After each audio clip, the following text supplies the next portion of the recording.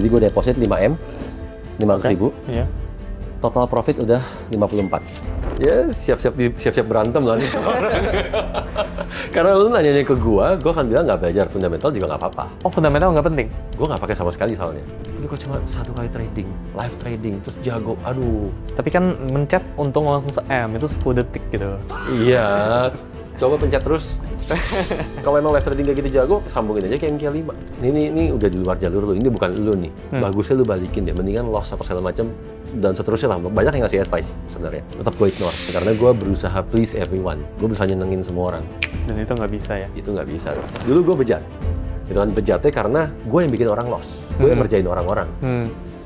Dan saat gue ngerjain orang-orang, itu satu achievement bagi para dealer. Pas setelah dari situ gue baru tahu broker gue di full market maker. Nggak pernah mau ngelempar posisi. Tapi bagi dealer-dealernya, kita udah kayak adu banyak-banyakan nge-kill orang. Lu udah nge-kill berapa hari ini? Ngomongnya kayak gitu, lu udah kill berapa gitu? Iyalah. Ngomong sesama dealer? Iya, kill.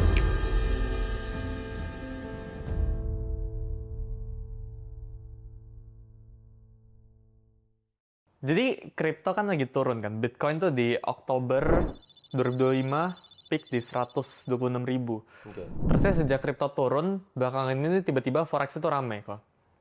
Jadi di FYP TikTok aku, nggak tahu kalau itu ada TikTok atau enggak. Nggak punya.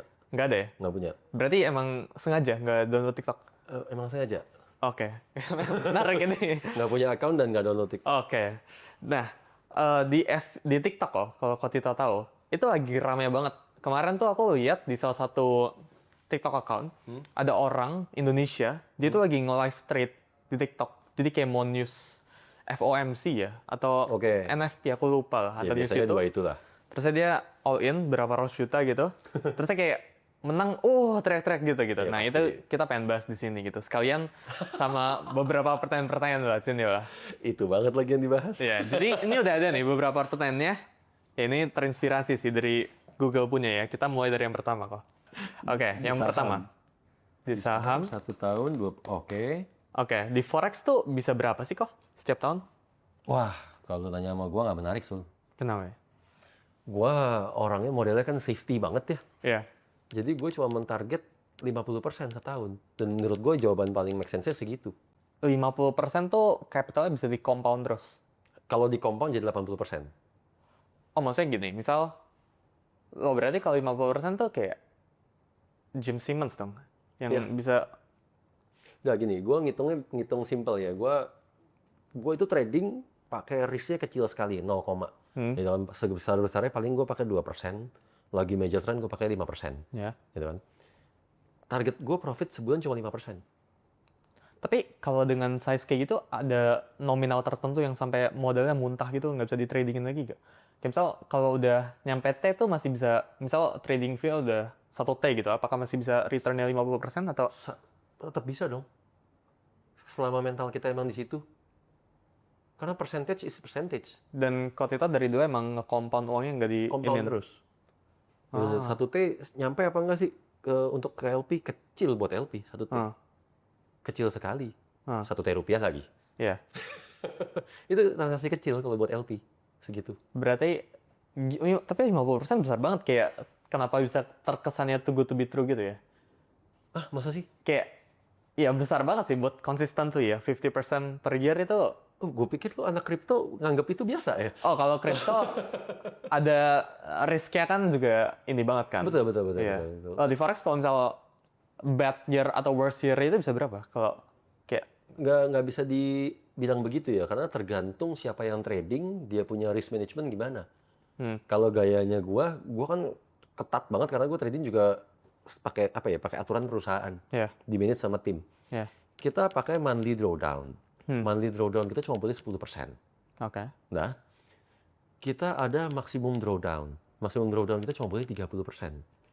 Gitu kan? Artinya, kalau kita sebulan trading nih, nyampe monthly drawdown kita 10%, kita akan stop tradingnya. Nggak boleh ngapa-ngapain lagi, karena langsung kita anggap tutup buku.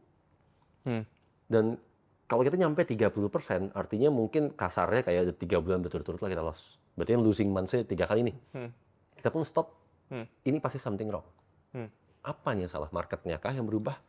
Ya kan metode kita udah nggak applicable kah dan seterusnya. Kan kalau benar-benar nih Trump aja nih, emang ulahnya Trump nih, ya sudah kita masuk lagi. Tapi kalau enggak kita bisa diem vakum, nggak ngapa-ngapain.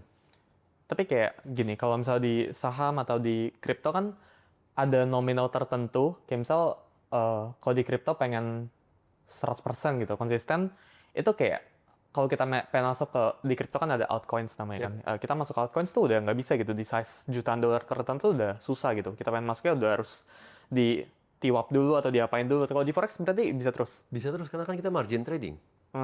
Kita margin trading dalam artian, tadi itu menjawab pertanyaan yang paling pertama banget.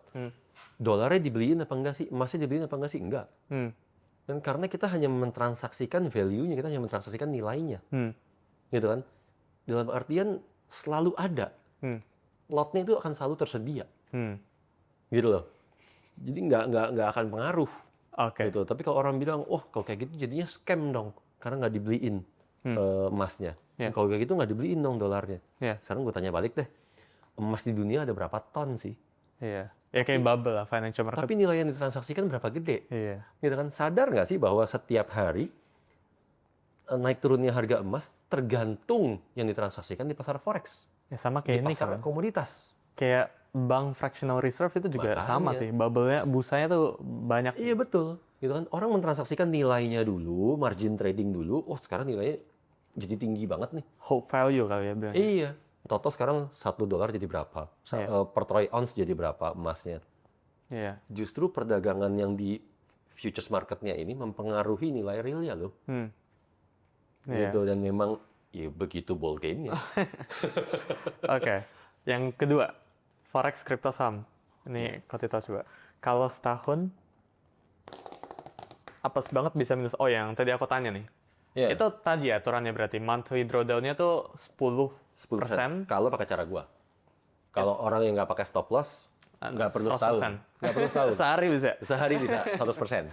Oke. Gitu kan? Berarti ya ini sih sebenarnya tergantung risk profile masing-masing orang. Gitu kan? Jujur ngomong, risk profile gua kan ketat, kecil karena size tradingnya yang besar. Otomatis lah. Tapi dengan return 50% sampai 80% setiap tahun dan maksimum drawdown 30%, dan bayangkan 50% tutup bukunya hijau dong. Achieve. Ya itu oke banget sih kalau kayak gitu ya. Bad year-nya kita itu mungkin eranya, gue lupa ya persisnya, kalau nggak eranya Brexit, eranya Trump waktu pertama jadi presiden. Itu setahun itu cuma bisa 30%. Traders firm-nya ada kayak fund gitu gak sih? Kayak di branding orang kan suka bilang ini kayak ini fund-nya kita gitu, capital management-nya kita gitu. Kita trading secara perusahaan, ada. Tapi ada ngelola dana duit orang lain? Nggak boleh. Nggak boleh, dan kita nggak pernah nyentuh ke arah situ. Gitu. Hopefully one day ya. Saat emang udah legal. Berarti emang nge-compound uang sendiri aja? Uang sendiri. Oke. Gitu. Yang ketiga, trading forex perlu belajar fundamental atau enggak? Nah ini sih. Topik panas. Jadi kalau di kripto, di saham itu kan kita suka bilang kayak harus perhatiin newsnya jam segini lagi ada hot gitu, atau enggak kita harus lihat dari Truth Social, dari Trump gitu, atau enggak kayak ini koin kripto atau saham ini ada fundamentalnya atau enggak. Nah kalau forex itu perlu dilihatin nggak sih, kayak misal gold nih turun naik gara-gara apa gitu, atau perlu belajar news ini impact atau enggak gitu. Nah itu gimana? Ini gue susah jawabnya nih. Terlalu luas ya? Atau gimana? Ya siap-siap berantem lah nih. Karena lu nanyanya ke gue akan bilang nggak belajar fundamental juga nggak apa-apa. Fundamental nggak penting? Gue nggak pakai sama sekali soalnya. Gue full technical. Tim gue semuanya full technical. Gue bikin aplikasi, analisnya semua full technical. Dan nyatanya fine. Kenapa? Karena saat kita trading, gue pun sampai sekarang trading paling besar 1000 pips deh, atau dikatakan $100. Kalau gold ya. Terus kalau hariannya paling cuma 300-500 pips. 300-500 pips ngapain belajar fundamental sih? Gitu kan? Nggak dipelajarin pun, ya harganya bergerak sesuai teknikalnya. Dari teknikalnya mengatakan probability 70% atau 60% atau 50% akurat. Terus buat apa gue belajar itu lagi? Gitu kan? Yang ada gue anggapnya news itu cuma sebagai booster. Gitu. Itu kalau di gue. Tapi kalau dibilang, ada nggak sih orang yang tradingnya benar-benar pakai news, pakai fundamental? Ada. ya kan? Gue di tim kita sendiri pernah ada namanya Lori Martias. Dia news trader. Hah? Trading hanya saat news. Sebulan paling maksimal 8 kali trading. Gitu. Full news trading. Gitu. Apa yang dipelajarin sama dia? Fundamentalnya. Dia benar-benar pelajarin, dia ancang-ancang nih, mau ada FOMC kayak, mau ada non-farm payroll kayak, tapi bukan terabar kayak tadi ya, yang ceritain ya. Dia murni untuk diri sendiri. Ya udah, begitu newsnya mau rilis, dia udah tahu sebenarnya. Dia condong akan ke buy, apa condong akan ke sell, dia udah tahu. Gitu. Dan kalau tick movement-nya, jadi bukan candlestick lagi yang lihat, tick movement-nya sesuai sama analisa dia akan masuk. Sekali masuk besar, full margin. Tapi full marginnya bukan yang pencetin gini situ, bukan. Iya. Kan? Oke, gara-gara Patita ada mention, jadi mau discuss nih. Kan di TikTok gitu suka rame kok, kayak orang trading pas FOMC, terusnya kalau menang sama teman-temannya teriak kayak, gitu profit atau apa gitu. Nah itu gimana kok? Kayak kan orang suka bilang kalau emang jago coba live trade dong gitu. Itu gimana menurut Kotito? Kan Kotito kan nggak pernah kayak live stream, ya kita mau masuk ya, ini gold ya gitu. Itu kan nggak pernah gitu. Gimana? Iya, gue mikirnya gini ya, kalau jago live trade dong, gitu kan? Ya kan analoginya suka orang bilang kayak kalau chef, coba tunjukin masak gitu depan gitu. Kalau jago ngapain? Misal nyetir ya, coba nyetir live gitu. Coba balapan gitu. Ya, kalau trading ya, coba trading dong live gitu. Iya benar. Terus gitu. kalau gue profit sekali, emang langsung dibilang mengartikan gue jago. Oh iya. Benar dong. Iya. Berapa banyak orang yang bisa profit berkali-kali, bahkan gue nggak ngomong sekali deh. 10 kali trading profit semua, yang ke-11 ludes. Terus lu mau bilang dia jago? Iya. Nyatanya gedean depositnya daripada withdrawalnya. Kan gitu kan? Lu ngukur jago enggaknya justru dalam 1 tahun atau over the years, lu setelah bertahun-tahun, lu udah berhasil membukukan berapa. Ke situ dong harusnya. Di sini bukan per transaction gitu ya? Nggak bisa lu ngeliat per trade langsung dinilai jago apa enggak. Lu ikut lomba trading, berarti jago. Mana bisa. Jadi kalau dia tahu kurang setuju kalau orang lomba trading terusnya dia menang, orang bilang dia jago, itu dia nggak jago sebenarnya? Belum tentu. Belum tentu jago? Belum tentu. Itu bisa aja hoki? Bisa hoki, bisa jadi marketnya pas sesuai. Contoh, gue pengguna trend, gue pengguna breakout. Pas lagi dibikin competition, memang goldnya lagi rally. Udah pasti profit gue gede. Terus mau bilang gue jago, ya kan? Begitu ketemu marketnya sideways, sebenarnya gue lost loh. Giliran gue lost, lu bilang gue nggak jago pasti. Iya. Ya kan? Tapi dalam 1 tahun gue 50%, bahkan bisa 80%. Jadi harus lihatnya by berapa banyak transaction, ada kriterianya nggak buat ngelihat orang jago fast hoki gitu? Porto lah pasti. Portonya dari tahunan? Porto, ya sekarang kita ngomong porto minimal 1 tahun deh, gitu kan, atau porto 2 tahun kalau bisa. Kenapa? Karena kan trading, kita sama-sama tahu ya, kita sama-sama trading. Itu mau sebanyak apapun teori yang kita punya, kalahnya sama mental. Nah ya kan? Kapanpun kita greed atau kapanpun kita fear, disitulah kita akan mati. Benar dong? Yeah. Jadi kita boleh menguasain metode dalam kondisi marketnya trend. Yeah. Dalam kondisi market sideways, gimana kita nyikapinnya? Yeah. Di saat ini adalah weakness kita. Kan gitu? Yeah. Orang pikir jago trading itu masuk market setiap saat. Enggak. Jago trading itu lu bisa nahan diri untuk nggak masuk market lu. Ya kan? Dan itu momen tersusah. Untuk nahan diri nggak masuk market. Gitu kan? Dalam 1 tahun, kita udah melalui segala macam kondisi market. Udah ketemu malang melintangnya, baik dan buruknya. Lagi trend profit gede, lagi sideways. Kita bisa profit kecil, bisa loss kecil aja. Itu udah bagus. Gitu loh, kalau dalam dunia investment kita bisa dibilang udah alpha dah. Gitu kan. Itu dijago baru. Tapi kok cuma 1 kali trading, live trading, terus jago, aduh. Tapi kan mencet untung langsung se-M, itu 10 detik gitu. Iya, coba pencet terus. Dan kalau emang live trading gak gitu jago, sambungin aja ke MQ5.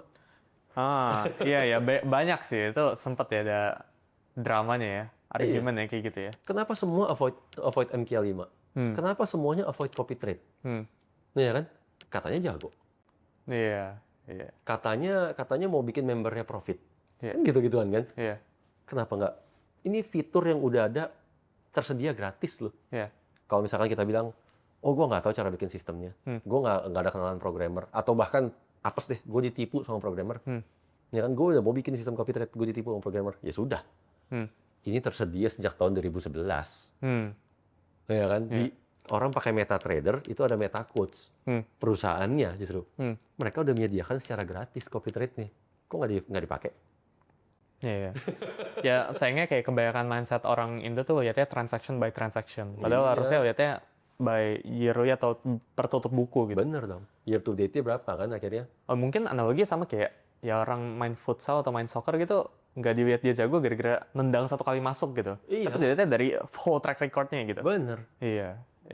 Gitu loh. Oke. Susah lah, susah. Oke. Coba. Wow, ada surprise-nya juga tadi. Nah ini apa nih? Di posisi tapi nggak beneran dibeliin broker. Nah ini Maksudnya? jadi Ko Tito mungkin pernah kayak aku pernah nonton ya di salah satu videonya TF Traders Family bilang kalau jadi kalau kayak di MetaTrader atau di apapun itu kita nggak beneran dilempar kita nggak beneran trading gitu atau orderan kita tuh nggak beneran dilempar ke liquidity provider-nya gitu. Oke. Dan justru malah dimakan. Jadi broker-broker atau orang-orang yang punya broker itu malah untung dari loss kita gitu. Nah itu gimana? Sebenarnya gini ya, kalau tadi gue baca pertanyaannya, ini bermaknanya dua nih. Oke. Yang satu soal market making bisnisnya, satu soal apakah fisiknya beneran dibeliin, gitu kan? Apakah itu emas atau US dollar atau euro whatsoever. Iya. Yang sekarang kita bahas dari sisi market maker bisnisnya dulu. Oke. Bener bahwa secara mayoritas 90% broker, mungkin 95% bahkan di seluruh dunia itu mereka memang market maker. Nature of the business-nya memang mereka harus berdiri sebagai market maker. Oke. Gitu kan? Tapi saat berdiri sebagai market maker ini nggak berarti mereka selalu bahasanya itu makan posisi. Dalam arti nggak selalu mereka tuh ngelawan semua trader. Yeah. Karena kuncinya broker jadi besar atau enggak itu sebenarnya di ruang dealing. Dealernya seberapa jago. Dalam apa tuh dealernya ngapain? Gini, sekarang kalau dibilang broker selalu makan posisi, selalu ngelawan, gitu kan? Tahun lalu deh, tahun lalu gold rally panjang. Broker seluruh dunia itu banyak yang loss atau bahasa kasarnya kalah. Gitu kan? Karena orang awam sekalipun mereka cuma tinggal buy and hold. Ngikutin FOMO-nya emas. Gitu kan? Tapi broker-broker yang dealernya jago, mereka nggak seterusnya dilawan loh itu. Mereka tampung posisi. Dalam artian, oke dilihat dulu total lot-nya lah, ataupun exposure bahasanya kan. Total exposure udah berapa nih masuk? 1.000 lot di buy total. Dari retail, 1.000 lot buy. Oke, terus dilihat, oh secara view jangka panjang masih naik terus nih, masih rally terus. Trump masih ngoceh terus kok. Kan gitu kan. Oke, masuk lagi sampai 2.000 lot, 3.000 lot, terus aja nih mereka nih. Kan? Dari sekian lot yang buy ini kan juga ada yang sell dong selalu. Bener kan? Yang broker peduliin itu selalu cuma net buy atau net sell. Net buy-nya berapa sekarang? Gitu kan? Let's say net buy-nya udah sampai 5.000 lot. Apa udah sampai 10.000 lot. Kan? Dan berdasarkan view-nya dari broker, ini udah nggak bisa naik nih. Gitu. View-nya mereka dua lah. Satu, udah nggak bisa naik. Price atau asetnya gitu. Harganya. Jadi broker itu juga analisis sendiri, ada analisisnya sendiri. Pasti. Oh, oke. Terus? Gitu kan? Harga udah nggak bisa naik. Atau yang kedua, mereka ngerasa profit mereka udah cukup.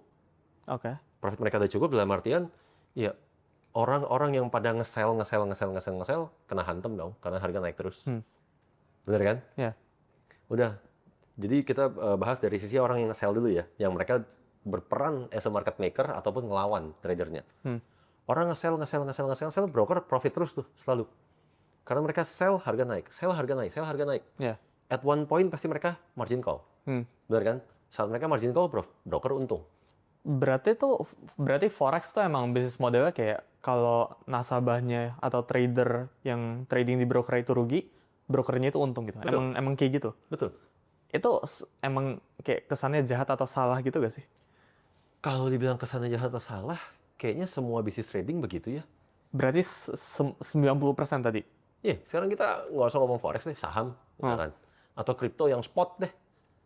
Saat kita cut loss, emang duitnya kemana? Kalau futures mungkin dimakan ya. Kalau spot kan bisa aja dibeliin kan. Iya, siapa yang kita cut loss? Oh, tetap ada market maker ya di dunia finance ini. Iya. Oke. Kita cut loss, siapa yang pungut itu barang? Oke. Jadi emang kapitalisme ya, exist ya di dunia kayak begituan ya. Memang begitu adanya. gitu kan, atau kita ngomong di bisnis sektor real. Bisnis sektor real kita beli semua padi gitu kan, atau kita beli semua apalah hasil yang ditanam gitu kan dari bidang pertanian. Ya. Emang mereka beneran untung atau sebenarnya mereka dipres di harga segitu? Gitu kan? Artinya mereka juga sebenarnya loss loh. Iya, iya. Emang udah itu Nature-nya emang kayak gitu. Emang nature-nya begitu. Oke. Begitu loh. Cuma ini kan dalam size besar orang lihatnya kayaknya kejam banget. Iya, kayak kesannya kejam sih. Iya. Iya.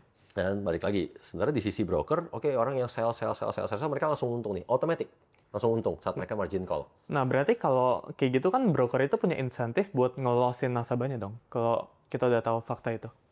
Kalau ngomong begitu, yes and no. Gimana? Yes and no dalam artian kalau dia market maker kecil, dalam artian dia masih ya skala kecil, dia harus dapat untung saat orang loss. Artinya dia akan pakai berbagai macam jurus untuk bikin orang loss. Gitu kan? Tapi kalau broker yang size-nya besar, dia nggak punya kepentingan kayak begitu karena ya Suli juga trading kan. Ada lah di kita. Tahu Nggak dong. sebesar kalau Tito lah. Bukan soal ya oke lah, kita nggak bicara size besar kecil. Oke. Tapi kita bicara trading behavior. Oke. Bahwa orang nggak diapa-apain juga loss sendiri. Iya, benar gitu. Iya. Karena by behavior, orang kalau profit dikit takut, buru-buru diambil. Giliran loss ditahan. Iya. Orang nggak rela kalau loss. Oh. Menurut Suli, andai kan Suli jadi dealer lah atau jadi broker, Iya. gitu kan, yang memang ngelakuin market making bisnis. Orang kalau profit dikit diambil, loss banyak ditahan. Emang perlu dilempar transaksinya ke LP? Ya, didiemin juga mati sendiri sih. Didiemin juga mati sendiri. Iya. Gitu loh, bukan salah siapa-siapa, nggak dicurangin.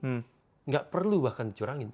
Aku pernah lihat sih, temen aku ada buat IG story kayak dia ngerubah $30 jadi $300, terus dia kayak bilang, broker jangan usir aku gitu. Jadi kayak itu enggak ya? $30 jadi $300, Broker nggak peduli ya uang segitu ya? Nggak lihat. Kayak di nominal berapa gitu baru orang peduli?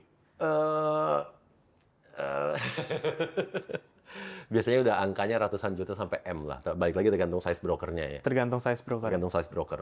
Berarti solusinya kalau nggak pengen dicurangin sama brokernya, cari broker yang emang udah gede. Betul. Gitu. Atau yang kedua, sekarang tadi nih, kan ada orang yang nge-buy juga. Ya. Ya kan? Saat orang nge-buy, broker ngapain? Gitu kan? Oh, Emang bisa dilihat? sorry. Kita balik dulu yang tadi. Oke. Posisi sell masih ada. Ya, posisi sell masih ada. Broker udah nggak ngelihat harga ini masih bisa naik. Sementara sell-nya, posisi sell, masih ada 2.000 lot misalkan. Masih nyisanya 2.000 lot. Satu, broker ngeliat marketnya udah nggak mungkin naik. Udah berat untuk naik. Ya. Apa yang akan broker lakuin? Kan gitu. Kalau sampai ini beneran harganya nggak bisa naik dan balik turun, artinya yang 2.000 lot ini berbalik jadi profit loh. Iya. Broker batal untung. Bener kan? Nah. So, dalam kondisi itu broker akan hedging. Gitu loh, ini tadi nih, dealer. Ini kerjaannya dealer nih. Dia akan hedging. Hedgingnya kemana sekarang? Saat dikatakan dealer hedging itu bisa ke samping, bisa ke atas. Artinya, Samping. kita bisa tawarin ke sesama broker. Taruhlah kita berdua sama-sama broker ya. Ya. Ayo telepon dong. So, gue punya barang nih, 2.000 lot. Sell. Lu mau ambil nggak? Oh bisa gitu? Bisa, banyak. Dan selalu dilakuin seluruh dunia. Gitu loh, karena broker ya ownernya itu juga saling kenal pasti. Bener kan? Ya. Oh boleh deh, gue mau tampung 1.000. Beda 1.000 gue lempar ke lu ya. Bener dong, tinggal masukin posisi sell 1.000 ke Suli. Iya. Iya kan? Iya. Atau kalau teman-teman kanan kiri udah nggak ada yang mau tampung, ke LP. Artinya bigger player. Bigger market maker. Gitu kan? LP pun atasnya ada lagi major bank. Sama market maker semua. Oke. Gitu loh, pasti mereka tampung. Gitu kan? Jadi dalam level tertentu memang mereka pasti hedging saat mereka udah nggak mau barangnya. Ya. Dan itu sama lagi nih sama bisnis real. Bisnis real, kita ngambil bawang kebanyakan, kita ngambil padi kebanyakan, apa bisnis jual beli mobil lah. Lagi goreng-gorengin harga mobil apapun juga, ngambil kebanyakan. Lempar ke siapa gitu? Ya lempar ke showroom sebelah dong. Iya. Lu mau nggak nih? Gua ada barang BMW M4 kan sempat digoreng-goreng parah tuh. Ya, BMW M4 nih. Mau iklan nggak? Gue ada barang nih 2 nganggur. Kalau Suli bilang mau ya silakan ambil. Iya. Suli nggak mau, cari bigger player. Siapa showroom lebih gede? Iya. Kan gitu. Sama semuanya. Ya cuma bedanya mungkin digital dan kesannya masif. Kesannya, Betul. iya. Baru ini udah nature of the business nih. Baru yang kedua, broker-broker yang nerapin posisinya hybrid sekarang. Hybrid dalam artian mereka nggak takut sama klien yang profit. Oke. Gitu, karena mereka ngerasa dealernya jauh lebih advance lah, jauh lebih jago. Ya. Gitu kan. Saat broker hybrid, mereka akan nerapin hedging dengan dua style. Tadi style pertama tuh, yang kumpulin dulu ordernya, analisa dulu market mau kemana, exposure kita sekarang lagi berapa, kita masih mau pegang barangnya atau enggak. Gitu kan. Atau yang cara kedua benar dianalisa, wah Suli trading jago banget nih orang nih. Udah profit melulu dia. Konsisten banget. Ya kan? Parameter pertama bukan dilihat profitnya udah berapa gede. Tapi behavior-nya kayak apa? Behavior-nya kebalikan dari mayoritas orang. Loss dikit, di-cut. Loss dikit, di-cut. Atau nggak pakai stop loss. Giliran take profit, panjang bener nih orang. Iya kan? Yeah. Kalau gue berdiri sebagai broker, gue akan mikir kan, kapan gue untungnya? Ini digigit nggak bisa nih orang. Iya. Iya kan? Karena antara dia pakai stop loss, atau dia, waduh mentalnya udah badak banget, sanggup cut loss. Bener kan? Iya. Nggak bisa diapa-apain orang kayak begini. Udah nggak mungkin loss punya. Bener dong? Masa iya gue usir? Ya kan? Kalau broker yang kecil-kecil diusir. Pasti curang-curangin deh. Nanti kita boleh bahas cara curangin gimana. Broker yang gede-gede, dia akan mikir, mendingan gue piggyback, mendingan gue numpang.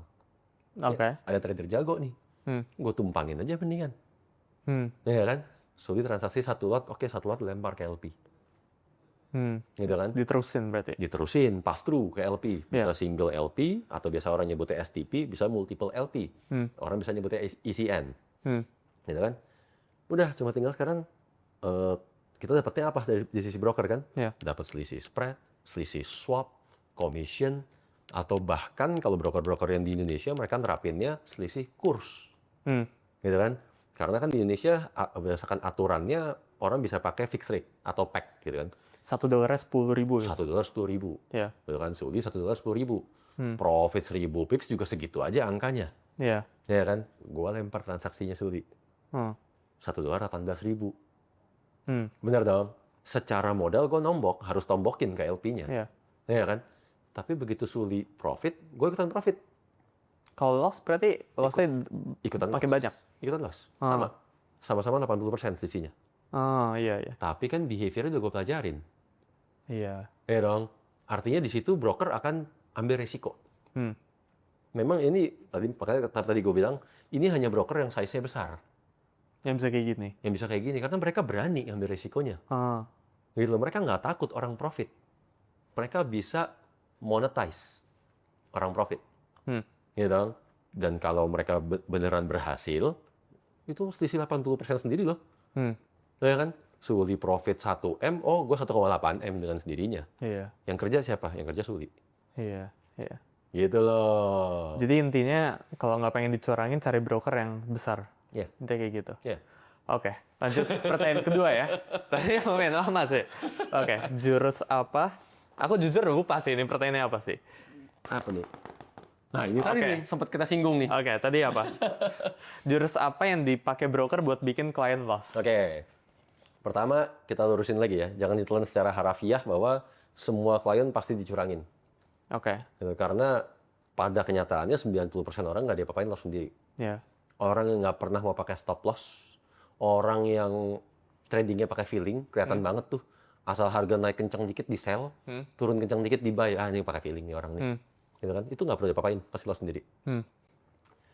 Ketemulah broker yang ceritanya full market maker. Yeah. Full market maker nih, dia emang dia nggak ada koneksi ke LP dan dia nggak mau pernah buang posisi. Yeah. Masuklah trader kayak Suli, jago banget nih orang. Kan tadi nih, loss dikit di cut, loss dikit di cut. Ya kan? Atau pakai stop loss. Artinya nggak bisa digigit tadi nih. Yeah. Ini mesti diapain? Gitu kan? Pelajarin lah behaviornya. Begitu pelajarin behaviornya, oh dia modelannya nggak pakai stop loss nih, modelannya cut loss ternyata. Ya kan? Gampang. Gue bikin aja gampang masuk, bisa masuk nggak bisa keluar. Delay transaction atau apa? Bukan cuma delay, reject aja terus. Oh gitu kan ada broker-broker kayak gitu? Banyak. Gitu. Dan itu Suli masuk cepat banget begitu masuk posisi, tak masuk. gitu kan. Giliran keluar, reject, requote. Kalau kayak gitu udah salah satu red flag. Broker itu emang jelek. Karena tadinya sulit trading, serba cepet, diklik serba cepet nih. Tahu-tahu setelah 3 bulan katakanlah, profit dulu, atau setelah 6 bulan profit dulu, kok mulai ya? Mulai dipencet berat. Gitu kan? Apakah, gini, nggak satu-satu deh. Dipencet berat, siap kali eksekusi. Jadi itu artinya udah dipindah ke manual dealer. Artinya sekarang kita head to head nih. One on one kita. Ya kan, gue sebagai dealer. Berat tuh lama berarti? Delay. Berapa lama bisa nunggu? Suka-suka dealernya. Ditungguin sampai harganya rugi dong. Oh. Sampai posisinya rugi, harganya nggak ngenakin, baru oke di gue approve. Berarti itu jadi kayak kena spread jauh gitu? Betul, slippage. Oh, oke. Gitu kan, orang pikirnya, wah gue kena slippage-nya gede banget, Lu nge-delay nggak transaksinya? Kalau nge-delay itu slippage yang disengaja lo. Ya kan? Emang sama dealernya ditahan posisinya. Itu berarti di sisi POV dealernya, dealer harus mencet approve atau apa gitu dulu? Betul. Baru transaksinya ke ini? Betul, bunyi kok itu. Itu benar-benar kita punya monitor khusus yang isinya adalah trader-trader yang udah kita grouping. Ditaruh dalam satu grouping, trader ini lawannya gua. Sekarang udah bukan lawan market lagi. Gitu kan? Dan begitu ada transaksi, bunyinya persis ting tong bunyinya itu. Ting tong, Suli masuk, gitu kan. Nah, harga sekian, terus gua ngeliat dong, oh harganya sekarang lagi berapa, dia masuk ke sini nih. Udah, gua mau approve apa enggak? Itu sama, begitu keluar ting tong bunyi, Suli mau keluar, mau close posisi. Nggak gua kasih dong. Oh, jadi udah nggak bisa di close kalau kayak gitu? Nggak bisa di close, requote aja terus. Requote. Gitu.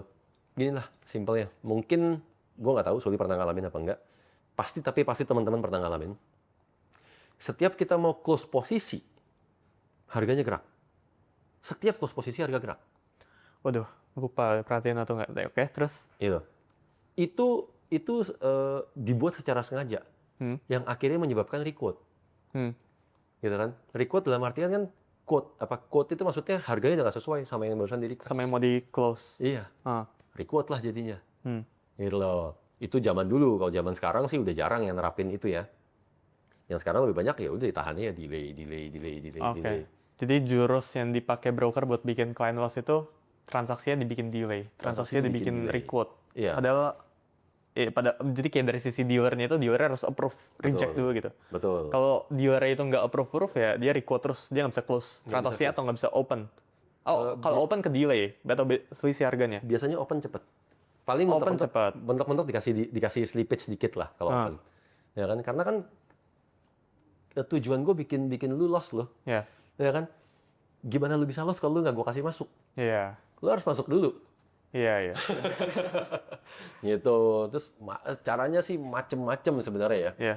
Jadi kebanyakan settingannya dari lotnya. Misalkan Suli ngeklik 0,1 lot, fine, lancar. Iya. Begitu masuk ngekliknya 3 lot, nah udah mulai ngedelay lah, mulai slippage terus lah. Itu yang pas itu kok Andri Hakim itu ada discuss di Bloomberg Technos kayak di podcastnya, itu bener gak sih yang orang tuh broker tuh ngeklik gitu satu langsung bisa ngebuat harganya gerak gitu? Bisa, itu bisa, tapi itu old school sekali. Udah nggak ada yang ngelakuin itu. Oh, sekarang yang sering ngelakuin yang tadi itu? Iya, karena itu mah, wah gila, that's so 2010 mungkin ya. Itu zaman 2008, 2010 sampai 2000, mungkin sampai 2011. Pas di Indonesia baru mulai masuk online trading. Orang baru mulai diperkenalkan sama MetaTrader.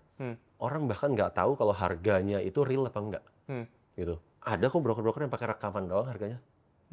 Bener-bener price feed-nya rekaman. Jadi si marketingnya bisa dengan, Pak, hari ini beli, pasti untung.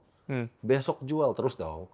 Orang kan profit terus. Oh, itu yang dulu ada jam-jamnya gitu gak sih? Kayak jam segini beli, jam segini jual.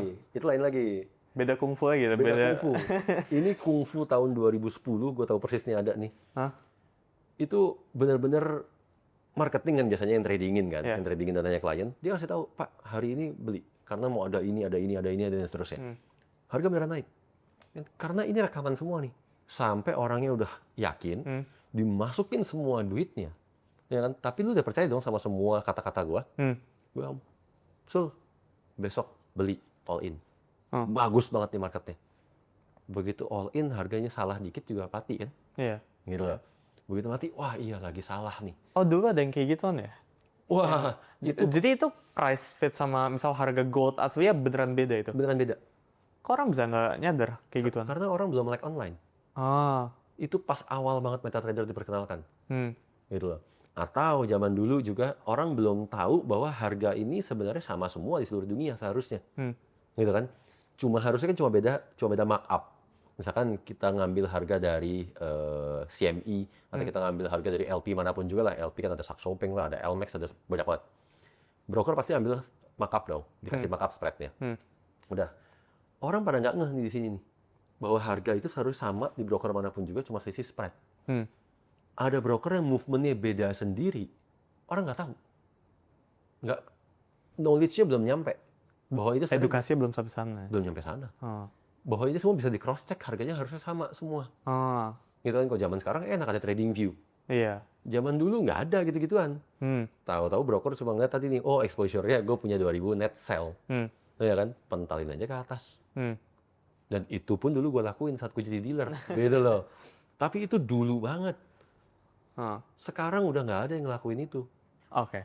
Sabar, tapi itu ilegal gak sih sebenarnya kayak gitu? Ilegal jelas. Buat dari sisi dealer atau broker ngelakuin kayak gitu nggak boleh? Ilegal atau enggak kan tergantung ketahuan apa enggak ya. Oke. Ya, maksudnya gini, kalau kliennya nggak ngerti, kliennya bisa di-press balik, mau ngomong apa? Iya. Iya. Oke. Pertanyaan ketiga, langsung aja. Kenapa Kenapa apa di Tito nih? Oh, bukan trader. Kenapa trader yang profit malah diusir dari broker? Oh, ini tadi kurang lebih singkat udah. Ya. Jadi, kenapa trader yang profit malah diusir broker? Nah, profitnya ini kan kayak harus di nominal berapa gitu, sampai broker itu berasa sampai Sebenarnya yang pertama yang dilihat adalah growth-nya, udah berapa jauh. jadi bukan yang kayak one time profit langsung, bukan yang jackpot ya? Nggak mungkin. Kalau yang jackpot mereka nggak peduli. Nggak peduli. Oke. Gitu, kecuali jackpotnya gede banget, nggak kira-kira. Misalkan orang deposit cuma 1 juta, gitu kan. Dalam satu malam jadi 100 juta. Gitu kan? Wah, ini aneh banget. Apakah di broker ada loophole yang dia bisa exploit atau apa?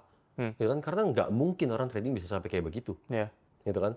Jadi yang dilakuin broker pertama kali biasanya akunnya di-suspend dulu nih, di hold untuk broker ngecek. Ini dia exploit apa sih? Gitu kan? Oh, diperhatiin tradingnya jam-jam tertentu doang ya. Jadi jam tertentu ini ada apa sih? Oh, ternyata harganya loncat-loncat begitu, modar. Jadi bisa sering nih dulu. Broker harganya cuma loncat 20 poin turun lagi.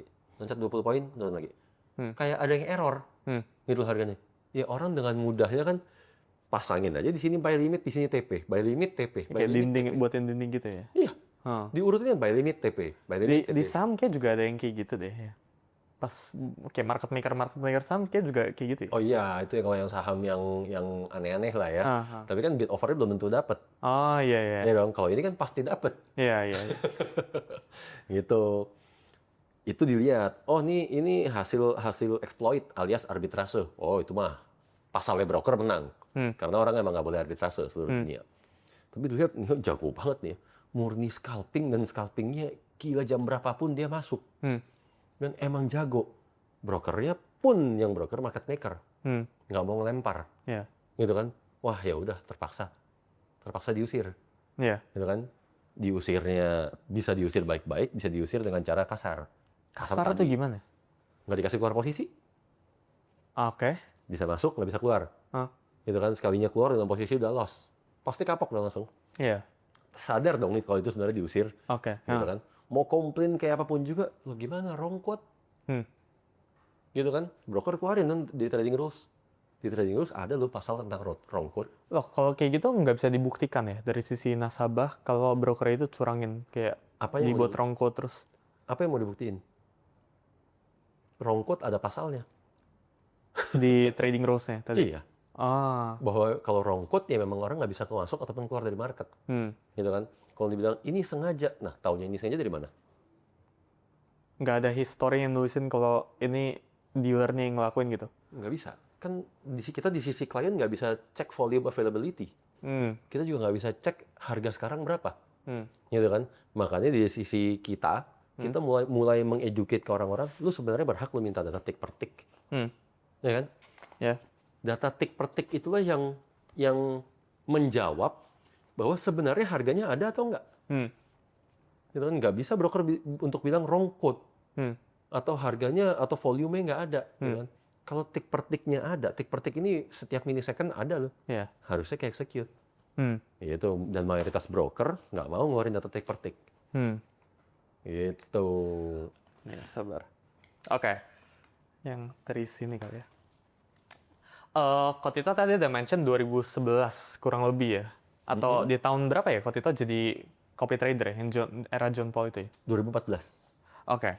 Itu kayaknya portonya bisa dilihat di publik ya. Kayak kalau di search Masih ada sih John kayaknya. Paul 77 portfolio itu ada. Iya, masih ada. Oke, kita buka nih. Ini bener ya, number one ya pas itu ya? Apa tuh? Iya, waktu secara itu number one. subscribers. Waktu itu number one. Itu sendiri atau by team ya? Sebenarnya account individual. Sebenarnya itu account individu, terus dikonekin sama chief tradernya ke pertama dikonekinnya sebenarnya FX Junction. FX Junction nomor 1, dikonekin lagi ke MyFXbook nomor 1, dikonekin lagi ke MQL5 nomor 1. Sampai sekarang ada yang ngalahin nggak itu? Jumlah subscribersnya? Nggak tahu. Kalau jumlah subscriber nggak pernah ada yang lain. Pas itu berapa? 10.000? 10.000. Oh. 10.000 kepecah ya? Iya. 10.000, ini apa sih pertanyaannya? Buka dulu deh. Oke. Nah, sambil ini. Oke. Oke. 10.000 itu kepecah. Oke. Jadi antara MQL, FX Junction, MyFXbook, sama satu lagi Simple Trader. Itu total 4 berarti? Total 4, 10.000. Oke. Gitu. Jadi ini kan sistem kopinya beda-beda ya. Dan mayoritas justru ada di Simple Trader. Tadinya mayoritas di MQ5. Tapi MQ5 itu banyak orang ngeluh karena cara kopinya mereka adalah equity ratio. Jadi equity gua berapa, equity kopiernya berapa, lotnya mereka akan ngitung dari situ. Gitu kan? Banyak orang kurang suka. Akhirnya gue diintroduce sama perusahaan dari Australia waktu itu Simple Trader. Gitu kan? Ownernya langsung yang approach namanya Nick ya, Nick siapa gitu gue lupa. Dia approach mau nggak pakai sistem gue aja. Gitu kan? Di mana si kopiernya mereka punya flexibility. Mau berdasarkan lot size mau pakai fixed lot kayak, mau berdasarkan lot ratio kayak, mau apapun juga. Oh, interesting nih yang ini. Lalu Simple Trader namanya? Simple Trader. Sekarang udah nggak ada ya? Nggak tahu. Atau, oke. Sekarang udah nggak pernah ngeliatin gituan. Dan ini banyak pindah ke Simple Trader. Gitu. Total 10.000 semuanya. Sampai sekarang belum ada satu orang yang bisa ngalahin di atas 10.000 itu? Belum pernah ada. Itu equity total trade-nya berapa ya? Dari saat itu equity-nya... Individual account-nya berapa ya? Sebenarnya individual account-nya starting-nya 100 juta. Terus profit ya nggak digulung terus ya, karena ada di withdraw ada buat kebutuhan hidup lah ya. Gitu kan. Tapi secara growth itu nyampe hampir 2.000%. Total. Selama 3 tahun. Gitu. Dan itulah yang bikin jadi nomor 1. Kata bukan apa ya? Secara growth-nya oke. Itu bukan yang tertinggi. Gitu kan. Tapi entah kenapa si algoritmanya 3 platform ini ngebacanya kita yang nomor 1. Gitu kan. Terus kita mulai tanya dong. Kita tanya ke FX Junction, kita tanya MyFXbook sama MQ5. Kenapa kita bisa nomor 1? Secara growth kita kalah loh. Gitu kan. Ternyata karena panjangnya portofolio. Panjangnya portofolio kita 3 tahun. Dan itu ngalahin semua yang ada di environment mereka. Yang lain tuh rata-rata kalau buka di sana berapa ya? Yang 2 bulan aja ada yang langsung dikonekin. Ada yang 6 bulan, 8 bulan, paling panjang-panjangnya 1 tahunan. Gitu loh, kita 3 tahun sendiri, mentereng sendiri. Gitu, jadi balik lagi sekarang. Sama nih, orang-orang biar gimana pun juga pasti bisa nalar lah ya. Orang yang bisa profit 2 bulan, sama orang yang bisa profit 3 tahun. Konsisten. Mana yang beneran jago, kan gitu. Iya. Dan yang 2 bulan ditinggal lah sama orang-orang. Iya. Pindah ke semua yang 3 tahun. Pertanyaan keduanya ini. 10.000 tadi udah subscribers. Coba. Oh ya, pas tuh income-nya 2M ya? Income 2M total. Ya kalau di rata-rata lah ya. Oke. Jadi sistem income-nya beda-beda. Kayak 10.000 subscribers, income 2M tanpa ngapa-ngapain. Berarti itu cuma trading dan disambungin ya? Iya. Terus ya udah. Yang nyambungin chief tradernya, tapi terus ya udah sekalian kita manage by team. Pas itu tim buat copy trading ini berapa orang ya? Wah, itu kita masih dikit banget ya orangnya kayaknya. Kalau gua dihitung sebagai tim, berarti total ada 5 orang. Kita cuma berlima ngurus satu portfolio itu? Iya. Oh, oke. Itu yang tadinya gua trading individu, kan terus jadi dipegang, ya udah kita pegang sama tim sekalian, jadi ada chief tradernya. Dan ya udah account itu itulah asal muasalnya kita trading secara tim bahkan sampai jadi akun perusahaan akhirnya. 10.000 subscribers ini bertahan berapa lama kok? Kayak apakah itu kayak berbulan-bulan atau itu peaknya itu? Berbulan-bulan. Karena kita di berapa bulan pertama ya? Kalau nggak salah 2 bulan atau 4 bulan pertama itu bahkan kita kasih free ke orang-orang. Gitu. Jadi di MQL5 kita free untuk subscription-nya. Kalau MyFX Book memang sistem dia langsung berdasarkan lot yang connect kita terima berapa dolar. Jadi nggak bisa dibikin free. FX Junction sama sistemnya subscription. Simple Trader justru setelah MQL5. Jadi yang free cuma di MQL5 sebenarnya. Itu anggaplah itu 2 bulan sampai 4 bulan. Setelah itu kita connect lagi sama mereka yang udah mulai terima income. Itu 6 bulanan ada. 10.000 subscribers. Betul. Gitu. Karena dari sebelumnya pas free banyak banget. Terusnya income 2M ini langsung dipakai buat trading lagi, diputar terus gitu? Enggak sih. Oh, buat pribadi? Pakai buat ngawurnya banyak. Enggak. Ya ada dipakainya macam-macam. Oke, habis ini background-nya bahas ya. Nggak kita injekin ke account kita. Nggak kita injekin. Kenapa? Kenapa nggak uangnya dapat dari subscribers diputar trading lagi, makin besar modalnya, dapat lagi subscribers, putar lagi gitu? Dulu masih muda lah ya, masih bego gitu kan. Jadi malah mikirnya ada sih pikiran. Satu-satunya hal positif yang kita lakuin adalah hasil dari situ kita untuk gedein perusahaan. Gitu. Jadi dari kantor kita yang waktu itu satu ruko kecil di Tanjung Duren gitu kan, yang sewanya murah banget, renovnya juga murah banget, kita pindah ke Sunter. Gitu kan, yang rukonya lebih proper, lebih layak nerima tamu gitu kan, bahkan tamu-tamu dari luar negeri waktu itu. Ya kita pindah situ dulu. Jadi, itu duitnya paling bener digunain untuk itu sebenarnya, sama rekrutmen. Yang nggak bener digunain banyak. Pertanyaan ketiga ya, kok bisa hancur?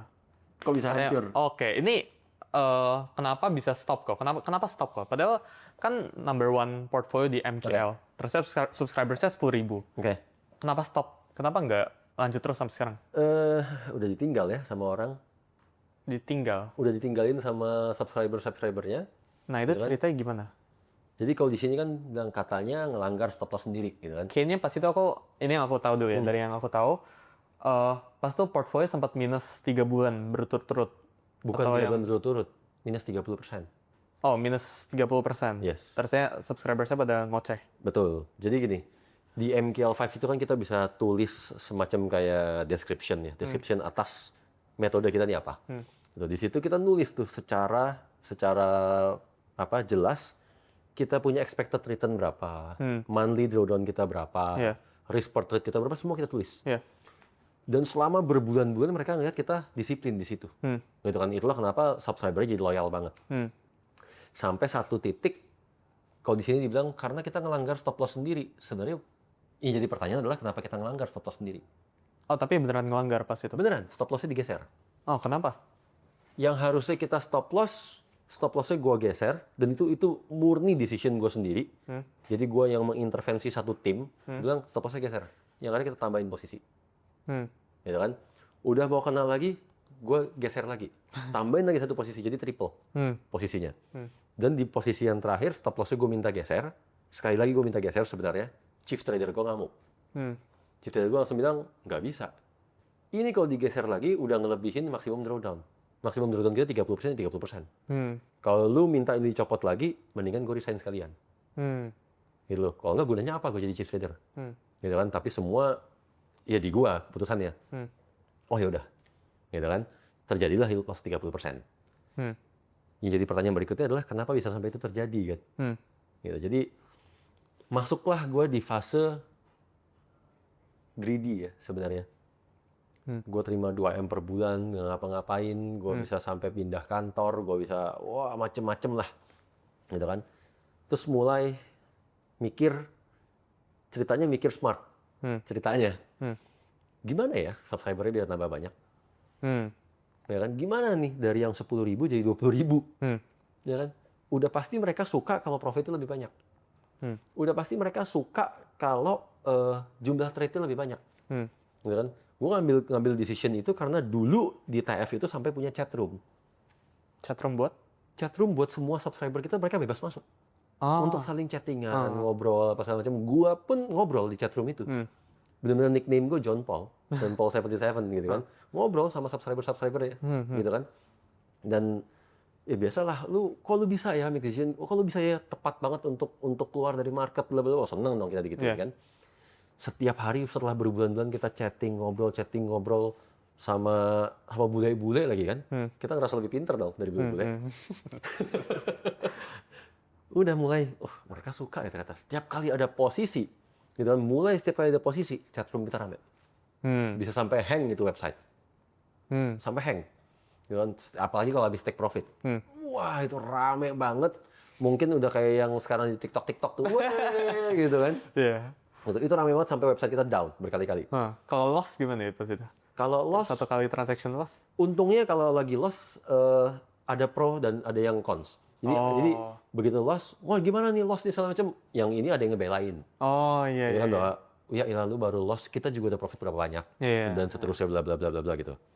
Udah baru dari situ gue ngeliat, setiap kali transaksi kayak begini ya. Tambahin aja transaksinya. Ya kan? Jadi dengan gue nambahin transaksinya dengan profitnya lebih besar, satu, gue akan dapat subscriber lebih banyak. Dua, gue bisa naikin harga. Ya dong? Udah, itu tuh intinya pikiran paling pendek gue. Dan gue lakuin. Tambahin, apa ya kita bisa tambahin lagi ya. Gitu kan, jadi per forex-nya masuk, nambah banyak. Transaksinya, metode-metode kita yang targetnya misalkan target 100 pips, 200 pips.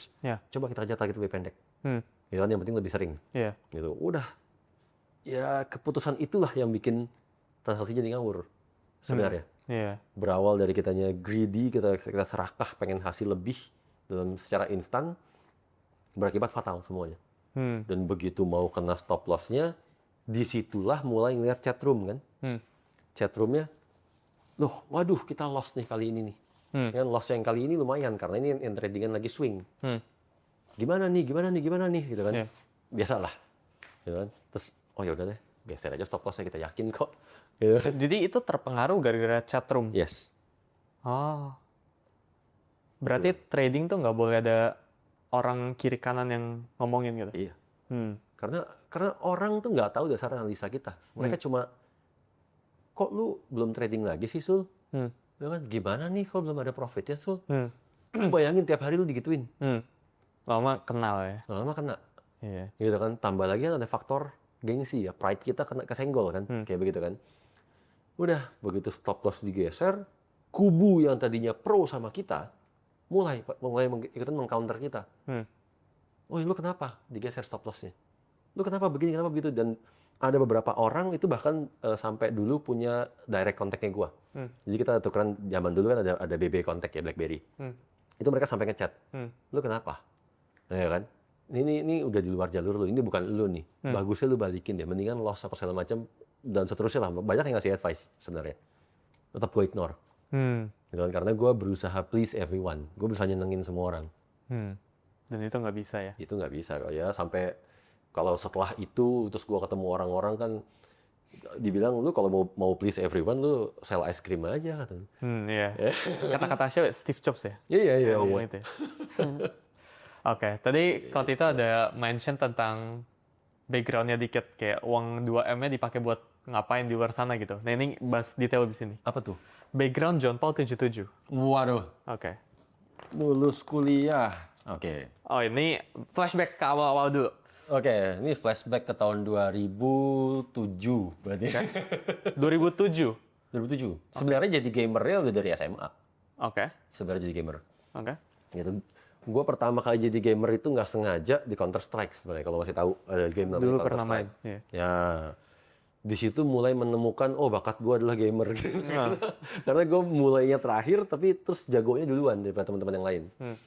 Dan singkat cerita, baru benar-benar game yang serius banget sampai menghasilkan itu waktu gue main game Run Online di tahun 2005 sebenarnya. Di tahun 2005 itu kuliah kedua gue di Atma, waktu itu gue kuliah. Isinya setiap kuliah malah mikirin game. Ya kan, kalau ada jam kosong dikit gue kabur ke warnet. Ya kan, ada turnamen pasti gue bolos kuliah. Gitu-gituan lah. Sampai akhirnya membuahkan hasil lah. Gitu kan, gue turnamen menang terus sampai malah dikirim sama Indonesia untuk tanding internasional. Gitu. Jadi lulus kuliah malah main jadi gamer. Sebenarnya dari pas kuliah udah jadi gamer. Kalau Tito setuju gak kalau main game itu justru ada ngaruhnya ke trading gitu, kayak ada korelasinya gak sih orang Sangat. yang jago main game itu bisa jago trading atau jago bisnis gitu? Kalau sekarang menurut gue begitu ya, gue percaya begitu. Jadi menurut Ko Tito orang yang jago main game itu jago juga di hidup gitu, jago juga bisnis atau apapun gitu. Gue nggak tahu kalau untuk hidup gue nggak tahu, gitu kan?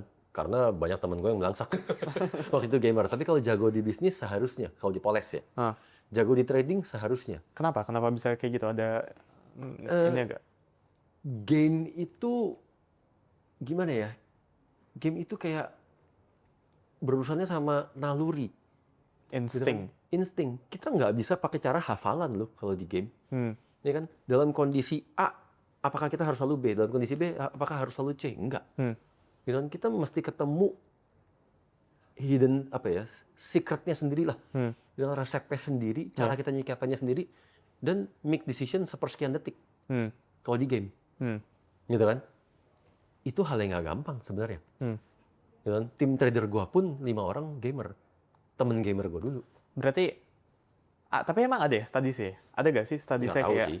tapi menurut kalian itu kayak gitu ya? Kalau Menurut orang gue jago begitu. main game, mereka ada potensi di business and trading. Iya, lebih mudah. Lebih mudah adaptasinya. Lebih mudah adaptasi. Satu ya, gue pelajarin diri gue sendiri zaman main game. Kita nggak gampang give up. Orang yang main game itu nggak gampang give up. Iya. Kita gini gue ngomong game zaman dulu ya, bukan Iya. game zaman sekarang yang tinggal top up. Iya kan? Iya. Kita ngomong game zaman dulu, kita nggak bisa conquer satu level, kita ulang terus. Kita nggak mengenal kata kalah. Iya. Ya kan? Kita ulangin terus, kita cari caranya. Tadi apa yang salah ya cara gue? Sadar nggak sih bahwa saat kita mikir apa yang salah, itu kita sedang mengevaluasi. Iya. Dan kita bisa mengevaluasi seakan-akan every single detail move yang kita lakuin. Gitu kan? Emangnya gampang ngelakuin itu? Iya. Kan gitu kan? Lalu bisa dengan cepatnya kita ngerubah gerakan tangan kita. Yang tadinya kita geraknya begini, misalkan dari kiri dulu baru kanan, sekarang kanan dulu baru kiri loh. Iya. Gitu kan? Ini udah kayak ngerubah kebiasaan, emang gampang. Gitu. Itu hal-hal yang sulit dilakuin sebenarnya. Iya.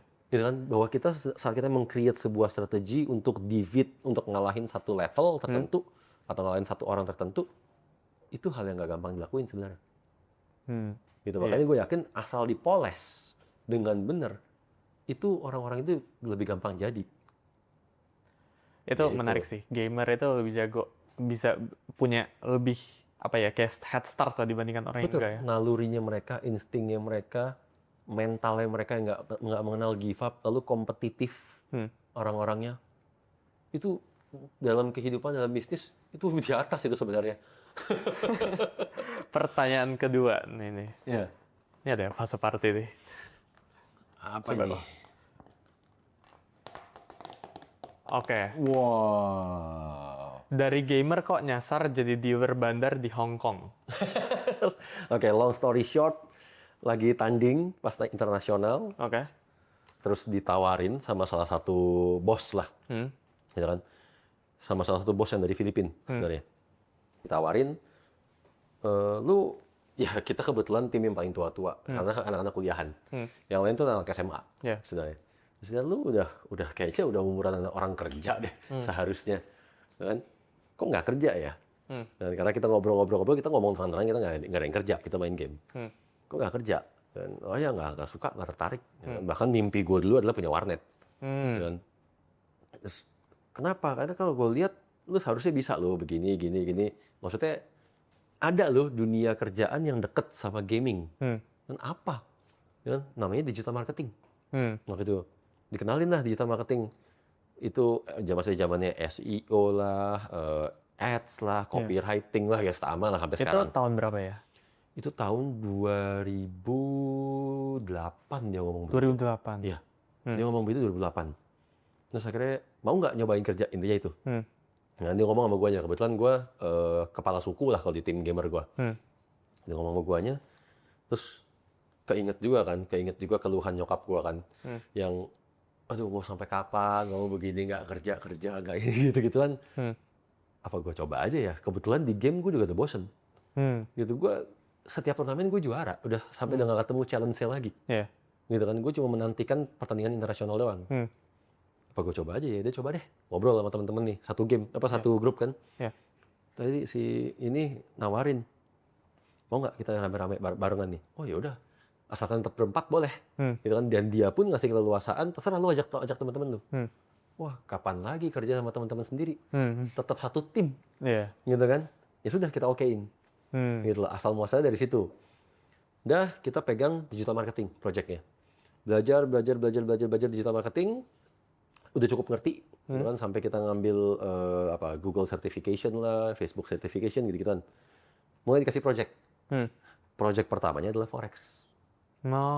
Gitu loh, project pertamanya Forex karena ternyata orang yang nawarin kita ini dia hitungannya mau ngambil lisensi lah, kayak mau ngambil franchise lah dari broker yang ada di Hong Kong sebenarnya untuk dia buka di Filipina, gitu kan?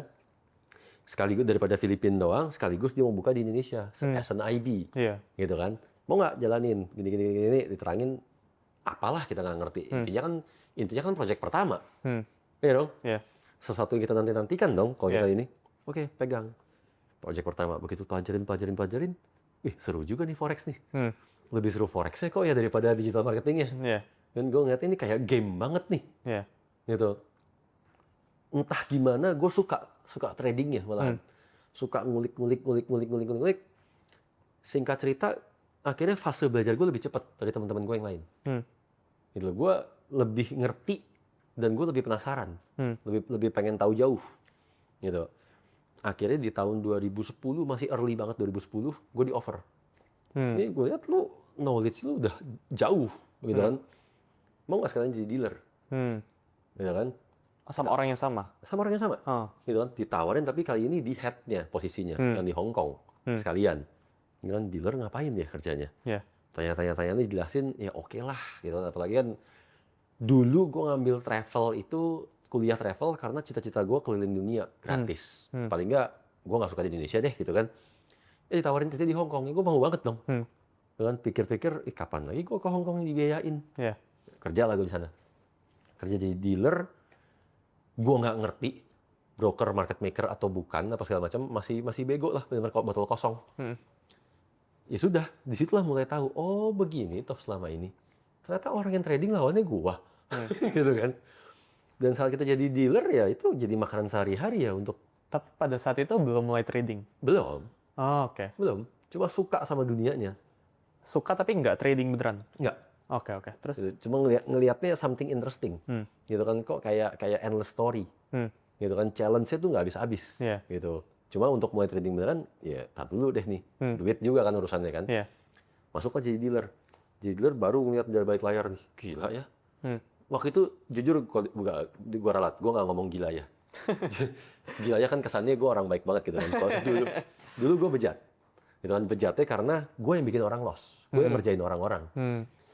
Dan saat gue ngerjain orang-orang, itu satu achievement bagi para dealer. Gitu kan. Di situ juga mata gue melek bahwa, setelah dari situ gue baru tahu broker gue di full market maker. Nggak pernah mau ngelempar posisi. Gitu kan. Tapi bagi dealer-dealernya, kita udah kayak adu banyak-banyakan ngekill orang. Lu udah ngekill berapa hari ini? Kan lu pakai cara ngomongnya apa? kayak gitu, udah nge-kill berapa gitu? Iyalah. Ngomong sesama dealer? Iya, kill. Setiap pulang kerja kita pasti kelan Koi Fong, minum. Itu udah wajib. Oke. Iya kan? Jadi kalau Suli ke Hong Kong, terus kelan Koi Fong, banyak orang pakai jas berdasi semua. Itu banyak orang dari broker tuh. Dan karena kita emang kelan Koi Fong tinggal jalan kaki. Gitu. Tempat partinya broker-broker juga kalau nggak jalan Koi Fong, dia ada namanya Magnum. Itu hafal berarti tempatnya? Itu klub. Sampai hafal kita. Oke. Gitu. Fase party, coba kok, kita yang ini. 20 juta, ini kapan ya? Timeline-nya pas kapan? Fase party 20 juta seminggu sampai habis. Gimana ceritanya? Timeline-nya panjang. Timeline-nya justru setelah jadi dealer. Setelah jadi dealer dan setelah copy trader? Udah trading. Oke. Udah trading, trading awal scalping kan. Bisa scalping juga gara-gara ya sebenarnya belajarnya pas di ruang dealing. Jadi pelajarin orang-orang yang profit konsisten kayak apa. Gitu kan. Orang-orang yang harus gua usir, orang-orang yang harus gua kerjain, itu kayak apa sih tradingnya? Iya. Gitu kan. Dan itu yang justru, oh menarik nih kayak beginian, gua pelajarin. Gitu. Gua balik ke Jakarta, singkat cerita, malah berbalik gua trading. Nah, trading, praktekin scalping, ya beneran bisa profit lah orang gua coba pelajarin dari ruang dealing. Gitu kan. Profit, biasalah ngerasa profitnya gampang. Iya. Gitu kan, apalagi scalping, cepet banget. Gitu kan, itulah dana gue berkembangnya cepet. Disitulah mulai mengenal dunia party. Disitulah ya fase OKB lah. Gitu kan, karena bener-bener gue mulai dari nol, gue juga bukan anak orang kaya, gitu kan. Totong megang duit banyak kan pasti lah ya. Pasti ada perasaan pengen dipandang, gitu kan. Terus ada habit yang kebawa dari Hong Kong. Habitnya itu setiap hari minum. Habitnya itu setiap hari party. Itu udah habitnya orang-orang broker. Gitu kan. Jadi begitu ke Jakarta megang duit, gue bawalah culture itu. Bareng teman-teman gue. Kenalin nih loh, kalau orang forex tuh begini, gitu kan. Suka lah kita party. Tapi emang kayak gitu kah? Semua culture finance kayak di Wolf of Wall Street kan juga party kerjanya gitu. Kayaknya ya. Emang finance tuh kayak gitu ya? Kayaknya bukan finance doang ya. Semua? Yang mungkin gue nganggapnya yang easy money. Mungkin. Gitu kan. Gue menyimpulkannya kalau easy money orang lebih gampang juga buangnya. Buangnya ke party club gitu. Iya kan, itu kan benar-benar buang, nguap loh itu. Iya. Bener-bener nguap nggak jelas, yang ada jadi asam lambung kok kalau setelah sekarang. Cuma dulu, wah party gue sih gila ya. Kalau tadi dibilang 20 juta seminggu. Ya, salah. Berapa ya? 20 juta sekali party. Seminggu gue bisa 2 kali sampai 3 kali. Sometimes 4 kali. Begitu lo begitu udah cekak lagi gitu kan, scalpingnya lagi. Gitu terus. Dan fase itu berlangsung cukup panjang sebenarnya. Cukup panjang. Jadi dari gue party sampai duit gue habis, udah gara-gara party, gue akhirnya udah nggak terlalu party-partyan. Gue lempeng dikit lah. Lempeng dikit, mulai mengenal trading yang benar lah, compound apa segala macam itu dari 2014. 2014 sebenarnya fasenya keulang. Gue terima 2M per bulan. Ya kan? Tanpa perlu extra effort. Dah, party lagi. Tapi partinya udah nggak separah dulu. Maksudnya intensitasnya nggak separah dulu, spendnya lebih parah. Sekali party langsung berapa puluh juta gitu? Sekali party sampai 30 juta lebih. Spendnya lebih gede, intensitasnya berkurang. Gitu. Bahkan sampai hafal lah gue itu sampai era 2017 gue masih party. Gitu kan. Itu sampai hafal gue tempat-tempat, ya mungkin kalau kita yang seangkatan tahu ya. Senin gue di Park 19, Selasa gue di Domain, Rabu gue Dragonfly. Aku nggak tahu nama-nama itu. Kamis biasanya off, nggak ada tempat menarik. Istirahat. Nggak ada yang menarik tempatnya. Jumat gue di Blowfish. Gitu. Sabtu Blowfish juga, sama. Seminggu berapa? 7 hari? Nggak, maksudnya gini. Kalau lagi pengen pergi, Senin pasti gue kesini. Karena di sini menarik tempat ini. Bukan setiap hari gue pergi, gila juga. Cuma tergantung hari apa mau perginya. Tapi udah schedule-nya begitu. Kalau Senin gue ke Park 19 selalu di Kemang. Gitu kan. Selasa gue pasti ke Domain, Senayan City tuh. Rabu pasti gue ke Dragonfly. Dan Kamis selalu off karena nggak ada tempat yang menarik buat gue. Jumat kalau gue mau pergi pasti gue ke Blowfish. Gitu. Sabtu antara Blowfish atau Domain lagi. Minggu pasti off, hibernasi. Oke. Kok Tito itu diriin Traders Family App yang ada Copy Signal itu sejak tahun berapa ya? Yang kapan ya mulainya? Launch-nya itu 2020, persisnya 20 Oktober 2020. 2020-an, yes. Akhir, udah mau akhir. Launch-nya. Nah, kita masuk nih ke section cara profit miliaran dari Copy Signal. Oke, ini yang pertama. Bedanya Copy Signal via Copy Trade, Nah, bedanya Copy Signal sama Copy Trade itu apa sih? Kok kenapa analisnya di TF itu nggak dibolehin ya buat trading ya? Yang udah top-top gitu ya? Kita nggak advise mereka untuk trading. Malah kita advise kalau mau, mereka berdiri sebagai investor aja. Dan jadi investor dan subscribe-nya justru ke channel lain. Gitu, untuk diversifikasi. Gitu kan, jangan sampai mereka, ya kalau bahasa kita tadi kan exposure ya, ataupun bebannya double. Udahlah analisanya sebagai analis loss misalkan, tradingannya pun loss. Itu akan sangat ganggu psikologi, gitu. Tapi kalau dibalikin bedanya copy signal sama copy trade, bedanya jauh banget. Oke. Mungkin secara transaksi orang terimanya sama-sama otomatis, gitu kan? Tapi di copy trade itu orang nggak punya aturan. Siapa yang memastikan dia harus pakai stop loss? Nggak ada. Siapa yang memastikan dia benar-benar harus konsisten profitnya dengan target bulanan? Nggak ada. Siapa yang memastikan dia nggak intervensi tengah jalan? Gitu kan? Bukan karena insting atau karena fear-nya dia. Gitu kan? Siapa yang memastikan dia macam-macam lah, semua aturan yang ada di aplikasi kita. Dan dalam artian saat orang di copy trade, gua sebagai tradernya, dan gua lagi over fear, gua over greed, itu ikutan di copy tuh sama orang. Tanpa Copy sadar. emotion. Dia copy emotionnya, gitu kan? Kalau di kita yang kita bangun, berhubung gue belajar dari diri gue sendiri, lu mau lagi emosi kayak apapun juga, tetap aja lu harus pakai stop loss. Iya. Lu mau revenge gimana pun juga, kita block, bisa kita suspend, gitu kan? Karena itu nggak guna. Jadi TFF ini berdiri gara-gara dulu belajar mistiknya John Paul yang pas copy trading itu. Kalau dibilang berdirinya nggak sengaja sebenarnya. Berdirinya nggak sengaja, jadi wah ini something yang gue nggak pernah ceritain lagi. Oke lah. Jadi dulu kan kita ada TF Campus. Oke. Dari TF Campus juga kita punya program namanya Pro Trader. Oke. Jadi tujuan kita buka kelas sebenarnya untuk nyari orang-orang yang bisa profit konsisten untuk nantinya kita funding. Sebenarnya itu goal kita. Itu dapat orang-orang. Wah, sepanjang 2015 sampai 2019 cuma dapat 2. Cuma dapat 2. Dari berapa orang? Banyak sih. Yang nyoba banyak. Karena kan itu udah kayak gaya prop firm ya. Gayanya. Jadi nyoba cukup banyak, ribuan juga. Gitu kan. Udah.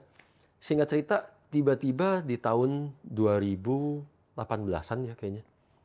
Ada yang nanya, lu nggak bisa ini aja apa? Orang-orang yang dari pro trader itu kita copy transaksinya, gitu kan? Karena kan mereka di jelas qualified menurut standar TF. Gue ikutan pro trader aja nggak jebol-jebol, nggak tembus-tembus, ini aturannya ribet banget, gitu. Kalau sampai ada orang yang jebol, gue mau copy berapapun juga harganya katanya. Hah, menarik juga ya. Dari situ justru gue mulai kepikiran, gitu kan? Terus yang kedua dia ngomong lagi, atau lu nggak bisa bener-bener bikin rules yang lebih strict lagi, tapi semua by system. Kan? Kalau lu mengeluhkan lu cuma dapat, waktu itu masih dapatnya cuma 1 orang gitu kan. Lu mengeluhkan cuma dapat 1 orang, kenapa lu nggak rubah sistemnya? Oh, dulu orang tuh dibebasin pokoknya. Bebas. Yang penting kayak nyampe target atau nyampe profitnya. Betul. Atau jangan loss gini gitu. Betul. Nggak sepenuhnya bebas sih. Kita jadi kayak dalam 1 pair cuma boleh ada 2 trade. Dalam 1 kali saat open position boleh kebuka secara bersamaan tuh cuma boleh 5. Drawdown berapa itu kita atur. Gitu kan. Tapi benar juga kata klien yang satu ini, gitu kan? Bahwa setelah sampai 2018 lu cuma dapat 1, kok lu nggak lu rubah sistemnya, nggak lu rubah aturannya. Artinya kan itu nggak berjalan. Dia bilang gitu kan. Di situ kita baru yang, iya sih benar juga ya. Kenapa kita pertahanin ya cara ini? Gitu. Terus mulailah kita bahas sama tim dan kita discuss. Oh ya udah. Kita lupain deh ini, kita tutup TF Campus ya. Karena cara kita untuk nyaring trader nggak berhasil di sini. By the way dulu TF Campus bayar? Bayar. Bayar 5 juta. Itu berapa lama edukasi? 2 hari. Offline? Offline. Berapa? 2 harinya berapa jam masing-masing? Wah panjang. Kayaknya 6 jam deh. Oh 6 jam. 6 jam. Oh berarti 12 jam cukup ya buat edukasi orang gitu sebenarnya? Kelebihan sih. Oh kelebihan? Kalau gue ngerasanya kelebihan. Karena orang jadi overwhelmed gitu loh. Kayak 12 jam, enggak. 6, total 12 jam. Benar. Tapi kan dalam sekali belajar 6 jam tuh kayak breaknya kita 2 kali kalau nggak salah ya. Kepenuhan sih. Gitu. Terus setelah itu kan ngobrol-ngobrol sama temen yang psikolog lah apa segala macam. Manusia nggak mampu untuk konsentrasi untuk fokus segitu lama sebenarnya. Lama banget. Iya. Betul. Oke. Anyway, TF Campus ditutup. TF Campus ditutup karena nggak sesuai sama goal kita. Kita nyetak trader nggak berhasil. Dan kita malah bikin lebih ekstrim akhirnya kan. Oh ya, buy system aja ya. Buy system, terus juga nggak perlu ngelihat-lihat orang. Karena siapapun yang passionate, siapapun yang mau komit, ya silakan sini. Gitu kan. Dah, mulailah kita berpikir lebih liar lagi. Akhirnya, gimana ya biar orang mau ikut aturan kita. Gitu kan, kita nggak dikomplain dulu. Gitu kan, oh ya udah, kita bikin aja kita yang bayar. Gitu kan. Kalau lu belajar gue yang bayar kan mau nggak mau lu ikut aturan gue. Iya. Gitu kan. Mulailah dari situ sebenarnya. Jadi TF berarti sekarang udah per bulan bisa kasih berapa miliar ya ke analis? Oh banyak. Gini deh kita ngomong bego ya. Anggaplah cuma ada berapa hitungan minim deh 3.000 sampai 5.000 orang yang cash out. Ya kan. Mau dikaliin berapa deh angkanya? Berapa average bisa? Anggaplah kita nggak ngomong muluk-muluk satu orang cuma bisa cash out 3 juta gitu ya. Kaliin aja sendiri. Iya. Dari ini sebenarnya nggak ada di list pertanyaan, tapi aku tiba kepikiran aja gitu. Kan berarti kalau kita udah ngelihat baik banget orang atau analis yang coba trading tapi nggak ada yang lolos ini. Gitu. Jadi kayak seleksi tapi ada juga yang berhasil, ada juga yang gagal gitu. Betul. Nah kayak ada gak sih trades tertentu yang trader ini punya? Kalau dia punya trades ini, maka dia tuh kayak chance buat dia jadi trader atau jadi analis atau sukses di karir trading dia itu lebih tinggi gitu. Ada gak sih? Enggak. Enggak ada ini ya? Karena gue nggak ngelihat berdasarkan trades ya. Tapi lagi-lagi ya, karena gue belajarnya dari... Atau enggak, background. Backgroundnya harus di bidang apa gitu. Atau kayak harus kuliah, harus finance lah, atau justru anak kecil, atau orang yang middle to low, atau kayak ada gak sih? Random banget. Nggak ada? Sekarang random banget. Yang satu-satunya kesamaan cuma mereka yang ya bisa dibilang cukup well educated. Well educated. Cukup well educated, mereka yang bisa bertahan. Gitu. Kalau sampai legend doang banyak, random. Gitu kan? Tapi akhirnya mereka bisa mengendalikan dirinya, mereka bisa, andaikan sempat kepleset, mereka bisa bangkit, atau macam itu ternyata orang-orang yang cukup well educated. Bukan lahir dari keluarga kaya, karena mayoritas justru nggak kaya, tapi secara pola pikirnya, mereka ini cukup sophisticated. Gitu, sehingga mereka ngerti mana yang baik, mana buruk. Mereka bisa ngebuang hal yang jelek, ataupun habit yang jelek. Ya, bahkan kalau misalkan kita advice satu kali kita by phone ataupun kita video call atau kita temuin nggak ngebantah gitu. Mereka bukannya keluar excuses tapi mereka yang oh iya ya emang ngasih dampak begini ya, coba diingat-ingat lagi ngasih dampak itu apa enggak gitu kan. Berarti orang yang nggak keras kepala yang bisa ini. Betul. Yang bisa thrive. Gitu. Dia benar-benar mau belajarnya bukan cuma dalam hal trading tapi juga pengembangan diri. Sementara kan mayoritas orang kalau dia udah salah, terus kita kritik, dia defense. Mayoritas orang. Keluar banyak banget pembelaan yang, oh ya karena waktu itu lagi ada ini, karena waktu itu lagi ada itu, karena lagi ada... Tapi terus kita lihat diulang. Gitu kan? Dia cuma ngelakuin hal yang ternyaman buat dia. Gitu kan? Bukan hal yang benar. Hal yang benar itu seringkali nuntut kita untuk berubah loh. Orang yang nggak mau berubah berarti. Iya. Itu ya. Gitu. Atau banyak juga yang begitu terima puluhan juta, ratusan juta, terus udah ngerasa... Udah puas. Ya udah puas, udah bebel banget buat dibilangin, udah ngerasa dia udah conquer the world, gitu kan? Wah capek itu untuk bilangin. Oke, pertanyaan kedua, dari cara profit miliaran dari Copy Signal sebelum, coba kau ditayangin, sebelum subscribe analyst. Oke, ini aku pengen sampai buka app-nya aja ya. Oke. Aku pengen diajarin kok. Jadi kan aku coba buka ya. Oke, sebelum subscribe analis, angka apa aja yang wajib dicek? Oke, jadi ini di Traders Family app-nya ya. Teman-teman bisa sambil lihat. Oh, tampilannya udah berubah ya? Ya, tampilannya banyak berubah. Oke, jadi misalnya ini apa nih? Ini kan nama-nama channelnya. Yang di featured channel ini sekarang udah kita randomize nih. Jadi setiap kali Suli refresh, namanya akan berubah. Oh. Gitu. Tapi ini pun berdasarkan algoritma kita, hanya orang-orang yang terpilih lah.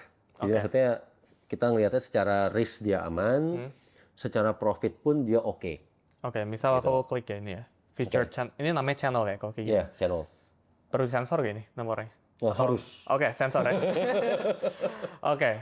Nah, ini profit USD, profit pips, month, ini apa? Berarti month ini dia udah berapa lama? Betul. Berapa lama dia bergabung dan terhitung sejak pertama kali dia ngepost signal. Jadi bukan dia registrasi. Kalau dia buat channel, terusnya loss, dia buat channel lagi, loss, buat channel lagi gitu? Ya hitung baru terus. Oh, oke. Ini portfolio dia berarti dari Betul. 2025, setahun belakang. Dari nol. Dari Curve nol growth-nya dia, gini. ya inilah kurva bisa dibilang ini Porto ataupun kurva pembelajarannya dia kayak begini nih. Oke. Jalan dari yang tadinya ya biasa-biasa aja sideways ya di sini ya. Yeah.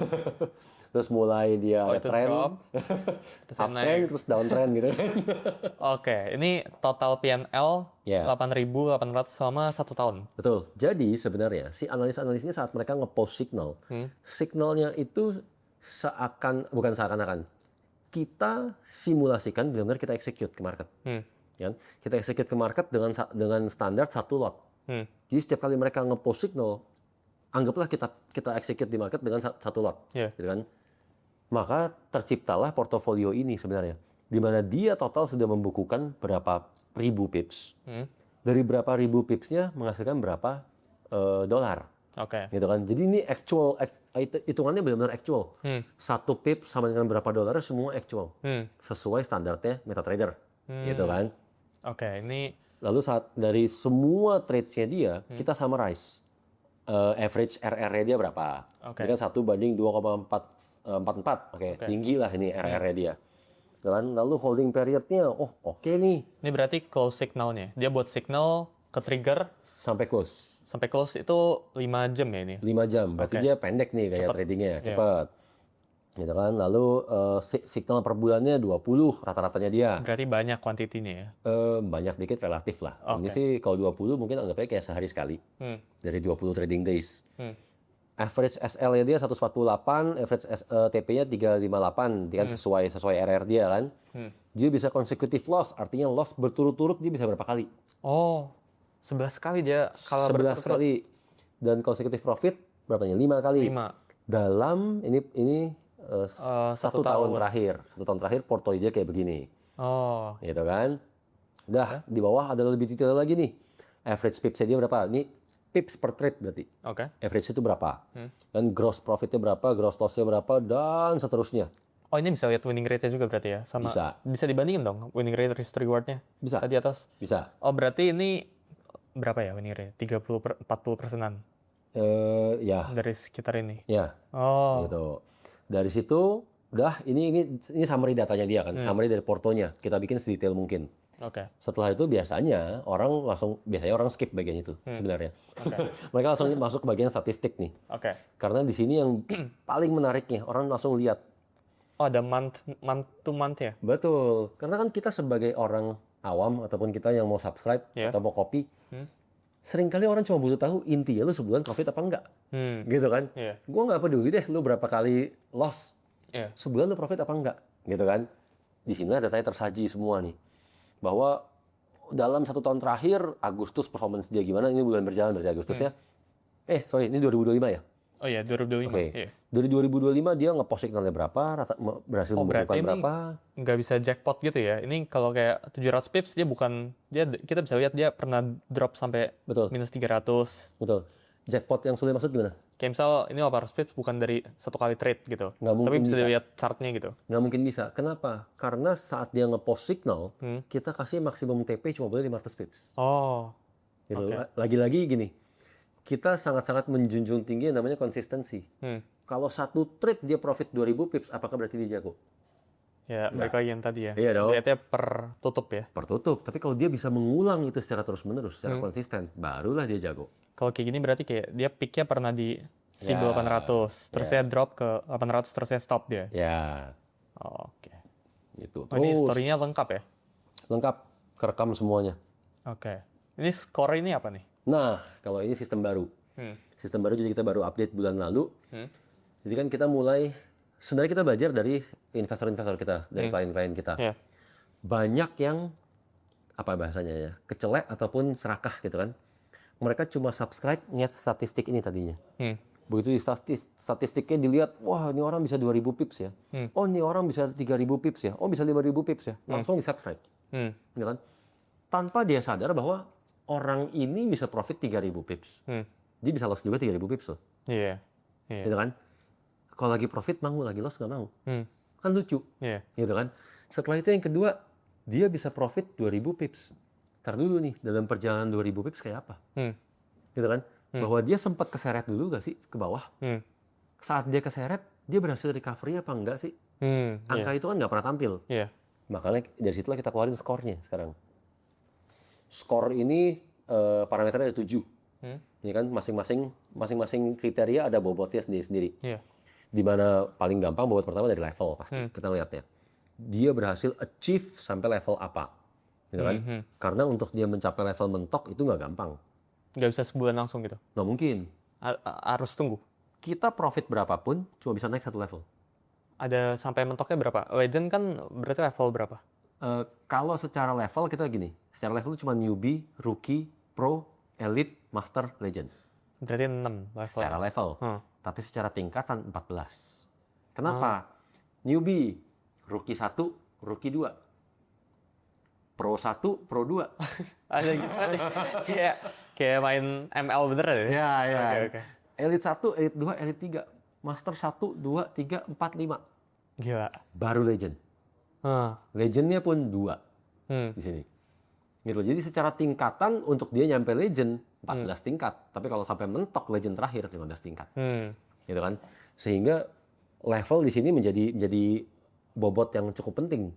Kan karena tadi nih profit berapapun juga cuma bisa naik 1 level.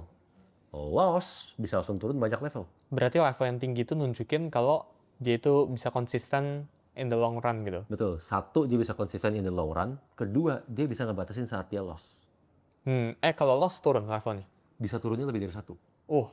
Naik cuma bisa 1, turun bisa lebih dari 1. Jadi kalau dia legend, terusnya dia kayak ngaco gitu. Terusnya dia loss terus bisa sampai rookie lagi gitu? Nggak langsung ke rookie. Bisa turun 7 tingkatan. 7? Dalam sebulan? Ya. Jadi naikin 1 tingkatan sebulan? Ya.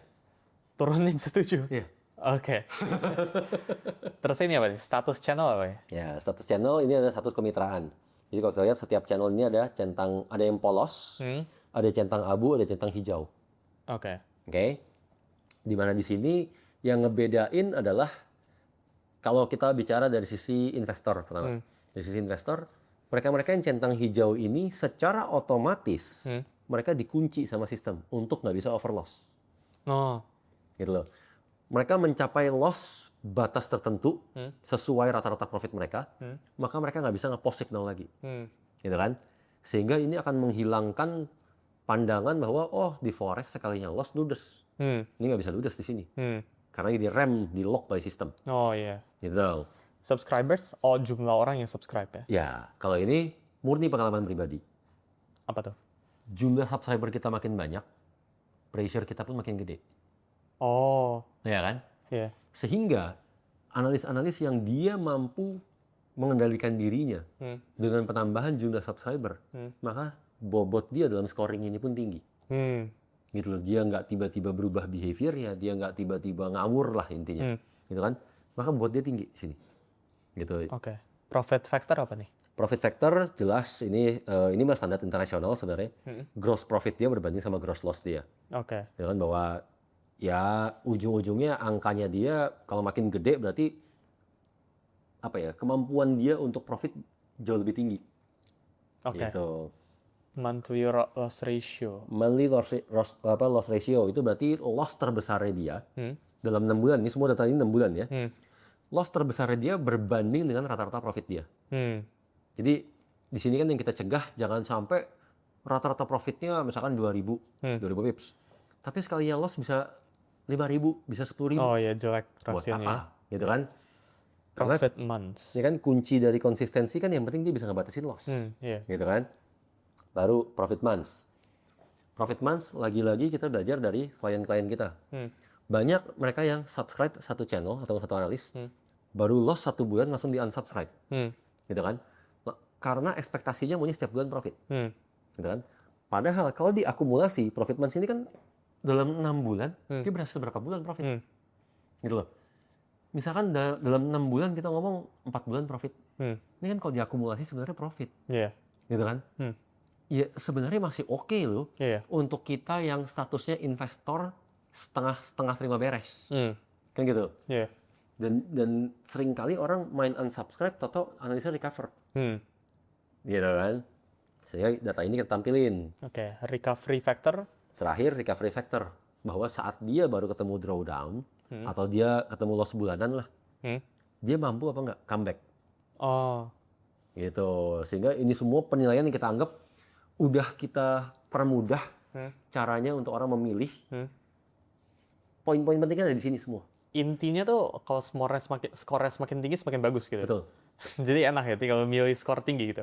Ya, bisa begitulah. Oh, ada cara buat milih ya? Setiap orang ada stylenya buat milih. Setiap orang pasti style sendiri-sendiri. Contoh, misalkan, Oke. oh dari skor ini semua, gitu kan, orang ada yang mikir lebih detail lagi. Gue nggak peduli lah, pokoknya gue suka yang profit factornya gede-gede, gitu kan? Oh ya silakan. Oh gue nggak peduli lah profit factor, yang penting dia recovery factornya tinggi. Gitu, gue nggak peduli level bahkan, gitu kan? Ya itu udah tergantung creativity masing-masing orang deh. Gitu. Oke. Terus ini udah aktif. Oh ini historinya. Nah, inilah historinya. Jadi kita bukan beli kucing dalam karung, kita bisa pelajarin dulu dia kayak apa. Oh iya. Gaya trade dia gimana. Terus ini 299.000 per bulan. Betul. Harga ini tergantung skornya dia. Oh jadi kalau skornya bagus? Skor yang makin tinggi, dia punya standar harga lebih tinggi juga. Oh. Gitu loh. Ini hitungannya murah atau itu ya? Atau mahal ya? 300.000 buat 1 bulan gini? Depends modal kita berapa. Oh iya. Iya benar dong, karena kan 300.000 itu udah minimum cost seperti anggapannya. Tapi jauh lebih baik kayak ginian ya. Karena kalau kayak misal join kelas Telegram atau apa gitu, itu kan sinyalnya rekapan atau... Oh iya jelas. Tapi ini nggak bisa dimodify curang gitu kan? Nggak bisa. Gimana cara dia modify? Siapa tahu kayak nggak tahu apa gitu. Enggak lah. Ini terpampang 24 jam. Dengan semua orang saling bisa apa? Ngecek dan nge-record deh.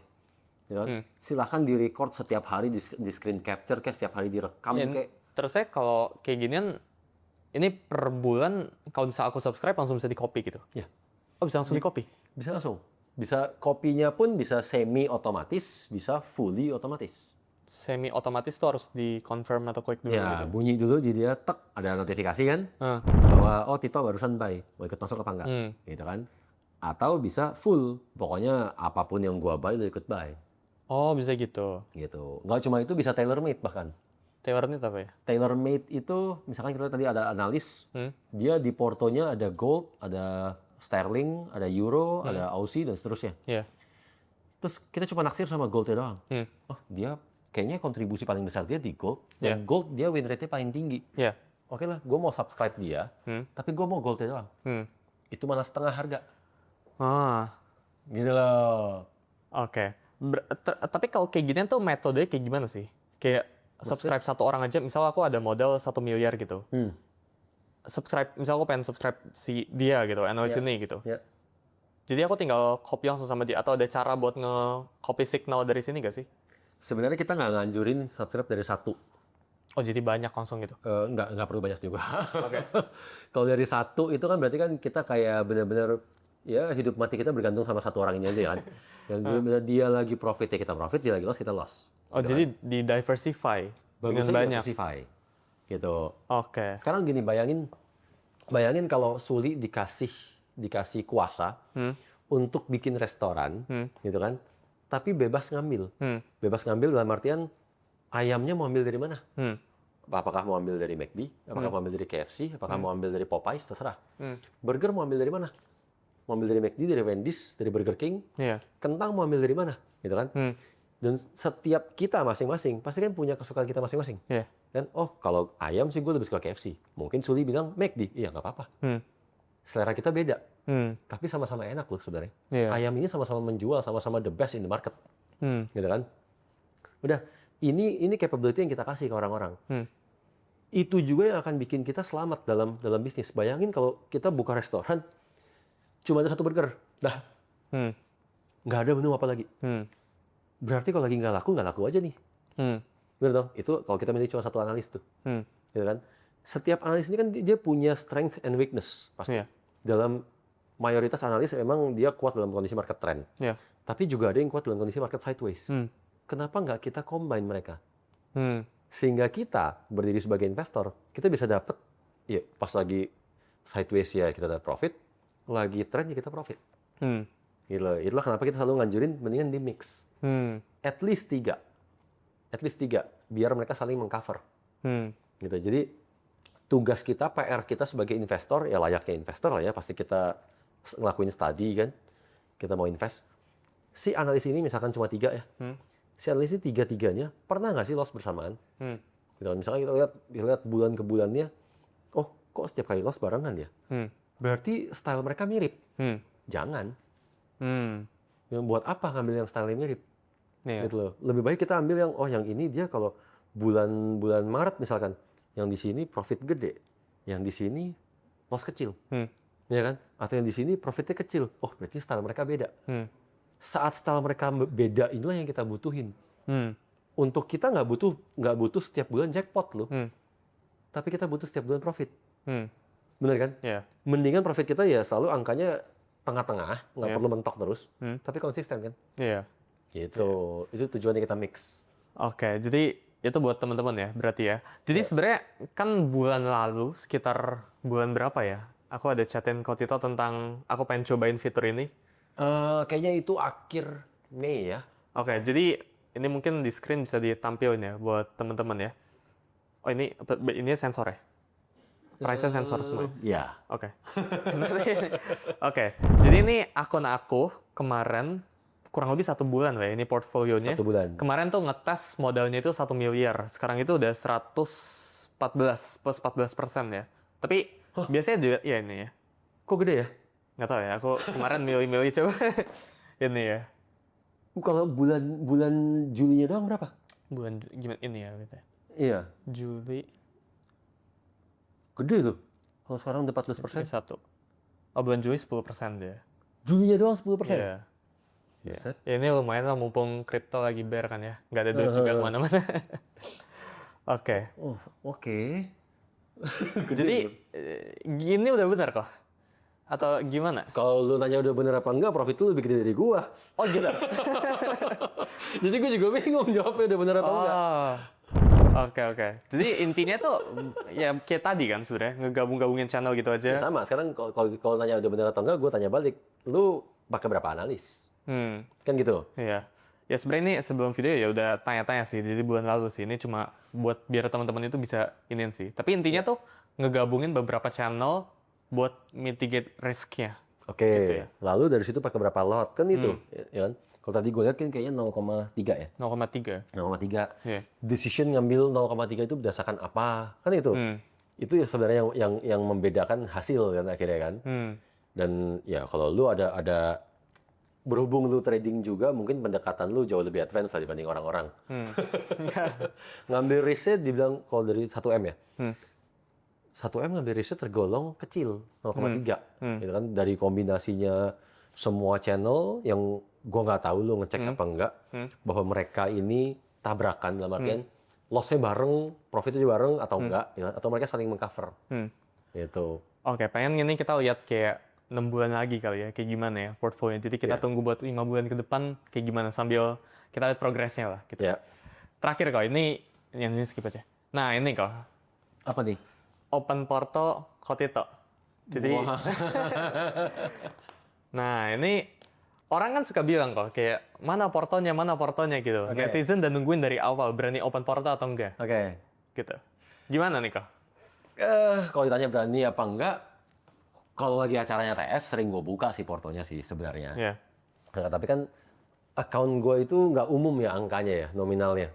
Sehingga, dan gue tahu bejat-bejatnya orang forex, oknum-oknumnya, gue tahu itu bakal dengan mudah sama mereka dicomot, di screen capture, bisa diaku-aku sebagai account mereka. Kapan lagi lu sebagai oknum punya account bunyinya juta gitu kan? Dan itu USD, nggak kayak yang zaman sekarang tampil kebanyakan angkanya banyak tapi rupiah. Oh ya, kayak ada itu di TikTok kayak gitu. Banyak. Angkanya banyak banget kan, katanya rupiah. Gue punya dolar. Gitu kan. Kapan lagi lu bisa flexing pakai angka begituan? Jadi gue tahu itu bakal disalahgunain, mendingan nggak usah. Kalau lagi di acara TF, nggak apa-apa deh gue tampilin deh. Gitu. Kapan lo acara TF? Terakhir sih 2024 ya, oke. Tahun depan, tahun ini nggak ada? Belum ada rencana sih, kita lagi fokus sama something big juga. Gitu. Jadi dibilang berani apa enggak, gue juga bingung ya jawabnya ya. Yang kedua nih kok, kenapa? Coba kok ditanya. Kenapa nggak mau di kamera padahal di acara offline udah buka? Nah, itu Oh tadi. yang tadi ya? Itu tadi kejawab jawabannya ya? tuh. Gitu. Tapi sebenarnya gini Sol. Sebenarnya apa? Sebenarnya gue udah mengantisipasi hal ini sih. Jadi gimana ya? Selalu orang mempertanyakan Porto. Gitu kan? Akhirnya dari kemarin pas ada lu juga nanya-nanya, kita ngobrol dari sejak di Bali sebenarnya kan. Terus mikir, apakah open Porto itu berarti harus akun utama kan gitu? Itu yang gue mulai bertanya-tanya. Toh selama ini gue juga nggak pernah tunjukin akun perusahaan gue dan fine-fine aja, gitu kan? Jadi terus gue kemarin ada ketemu Hengki Adinata kalau tahu, pasti tahu sebenarnya kan? Gue udah ngobrol-ngobrol sama dia, open Porto aja pak katanya. Tapi lu cuma tinggal bikin akun baru, nggak perlu akun utama lu, ngapain? Bilang gitu, oh kayak gitu acceptable ya di market ya? Acceptable kok. Oke. Jadi sebenarnya tanpa sepengetahuan lu, gue udah buka akun khusus juga. Oh iya. Ya. Oke ya. Wah tapi handphone gue jangan boleh minta tolong. Menarik ini. Yang gue mau bilang yang foto anak tuh, dari foto anak lagi. Yang ini. Oke. Ya. Jadi sebenarnya gue udah deposit juga sengaja di akhir Mei juga. Oke. Yang gue khususin. Chat dulu, masih airplane mode nih. Oke. Ini akunnya. Wow. Gue depositin di broker yang sama, kita sama-sama lokal. Oke. Biar menepis berita bahwa kalau di broker luar bisa di-createin whatsoever, lokal nih udah nih. Oke. Lalu starting depositnya berarti berapa tuh? Lalu starting depositnya gue tampilin. Ini bisa direkam buat ini nggak? Oh, oke, sorry. Dari sini setting sih. Oke, ini gue ulang aja sekalian. Nah, di sini. Oke, itu. Udah. Lalu ininya kita tunjukin di Dari Mei. Dari Mei lah, akhir Mei sebenarnya kan. Oke. Nah ini. Jadi gue deposit 5M, 500.000. Iya. Total profit udah 54. 10%-nya. 10%, makanya gue bilang gedean Dua profit. bulan. 2 bulan. Dari 500.000 gue pakai 1,5. Sebenarnya secara rasio kita sama. Lu dari 100.000 pakai 0,3 ya. Ya, secara rasio kita sama sebenarnya. Ini position yang lagi running sekarang. Ini dari TFF? Dari TFF semua. Sebenarnya gampang kalau mau tahu dari TFF atau bukan. Kita cuma tinggal lihat per transaksinya ini ada kode Akeong ini atau bukan. Akeong tuh add itu ya? Iya. Add, ini kan ada add. Kalau ada add ini artinya pasti dari TFF. Gitu. Semuanya ada. Oh, luar biasa ya. Berarti beneran open portal yang ini ya? Ya, gitu loh. Ini juga semuanya ada. Semua TPSL-nya ya sesuai TFF lah pastinya. Rapi ya, ada hijau merah yang nggak diintervensi. Nggak bisa ya by the way ya, di TFF diintervensi gitu ya? Analisis. Kita sebagai investor bisa, analisnya nggak bisa. Intervensi close? Iya. Oh, kalau kayak gini bisa? Kita bisa, tapi gue pun ngebatasin diri gue nggak mau. Jadi gue cuma pakai investor password. Oh. Biar gue nggak intervensi, gitu. Luar biasa. Jadi ya so far berjalan baru 10%-an lah, kalah sama Suli lah. Oh, enggak. Suli ternyata milihnya lebih jago. Oke. Pertanyaan terakhir buat ini. Range-nya, ini apa ya? Gara-gara tadi udah buka ya? Range apa nih? Oh, ini aja mungkin. Ngejawabin gimana sih cara bedain porto asli sama editan di sosmed? Atau fake portfolio gitu? Susah kalau di sosmed. Nggak bisa? Susah lah kalau orang cuma screenshot doang ya. Gimana kita bedainnya? Berarti biar kayak misal itu, gimana cara ngebuktiin kalau itu uang asli gitu? Atau punya aku gitu? Gimana cara orang ngebuktiin? Paling simpel sebenarnya gini. Yang lebih akurat, lebih susah untuk dimanipulasi. Udah pasti kalau di broker lokal. Oh ya, kita di broker lokal ya? Kita di broker lokal, sama-sama tuh di broker lokal. Kenapa? Yang langsung Bapepti gitu ya? Betul. Kalau di broker lokal sekarang, gue curiga sama lu deh misalkan. Ya kan? Gue cuma tinggal cek lu transaksi lu. Oh bisa? Bisa. Siapapun yang kita anggapannya gini kan. Kan secara hukumnya, kalau misalkan kita kasus, gitu kan, kita itu boleh lapor. Saat kita mau lapor ke regulator, misalkan ke Bapepti atau OJK atau BI, kan regulator forex ada 3. Kita mau lapor, kita harus bawa data transaksinya dulu. Data transaksi ini kita bisa minta ke bursa. Bursanya ada JFX, ada ICDX. Tergantung dari masing-masing broker ataupun pialang dia pakai bursa apa. Tapi orang suka komplain, ini satu lot tadi berapa ya? $30 ya? Kalau orang komplain kayak, oh tapi kan di luar leverage-nya bisa unlimited, Oh iya, terusnya commission-nya 0, spread-nya 0 gitu. Di sini spread-nya mahal banget gitu, gimana? Iya bener, itu kan sama aja kayak, oh ini lebih kenceng tapi nggak ada remnya, mau nggak? Kan gitu, masuk jurang kok ujungnya. Sekarang, ya kita nggak usah ngomong gitu deh. Lu kenapa sih orang-orang pakai iPhone? Kenapa orang-orang pakai Samsung? Kenapa pilih yang mahal? Itu aja kan. Yeah. Lu kalau lu pilih yang semuanya serba murah, ya jangan ngeluh saat handphonenya hang. Bener dong. Yeah. Lu saat lu pilih mobil mahal, kalau ngomong sama-sama mobil kok, kenapa lu pilih yang mahal? Ya kan? Yang bikin mahal apa sih? Selalu sistem safety lu. Bukan semata-mata kenceng. Selalu sistem safety yang bikin mahal. Tapi ini yang selalu orang ignore. Gitu loh. Jadi kalau udah ngomongnya sekarang di TFF iSignal kita pastiin transaksinya dilempar. Kalau nggak dilempar brokernya mampus itu. Lu profit berapa, gue profit berapa. Ya kan? Baru kita berdua nih. Total udah berapa puluh ribu angkanya. Broker kalau nggak lempar, tinggal nunggu waktu tuh. Kan gitu. Kan jalur itu yang udah kita pastikan. Kan gitu. Dari TF-nya? Dari kitanya. Oh. Karena broker mau kerja sama kita tuh terusnya susah.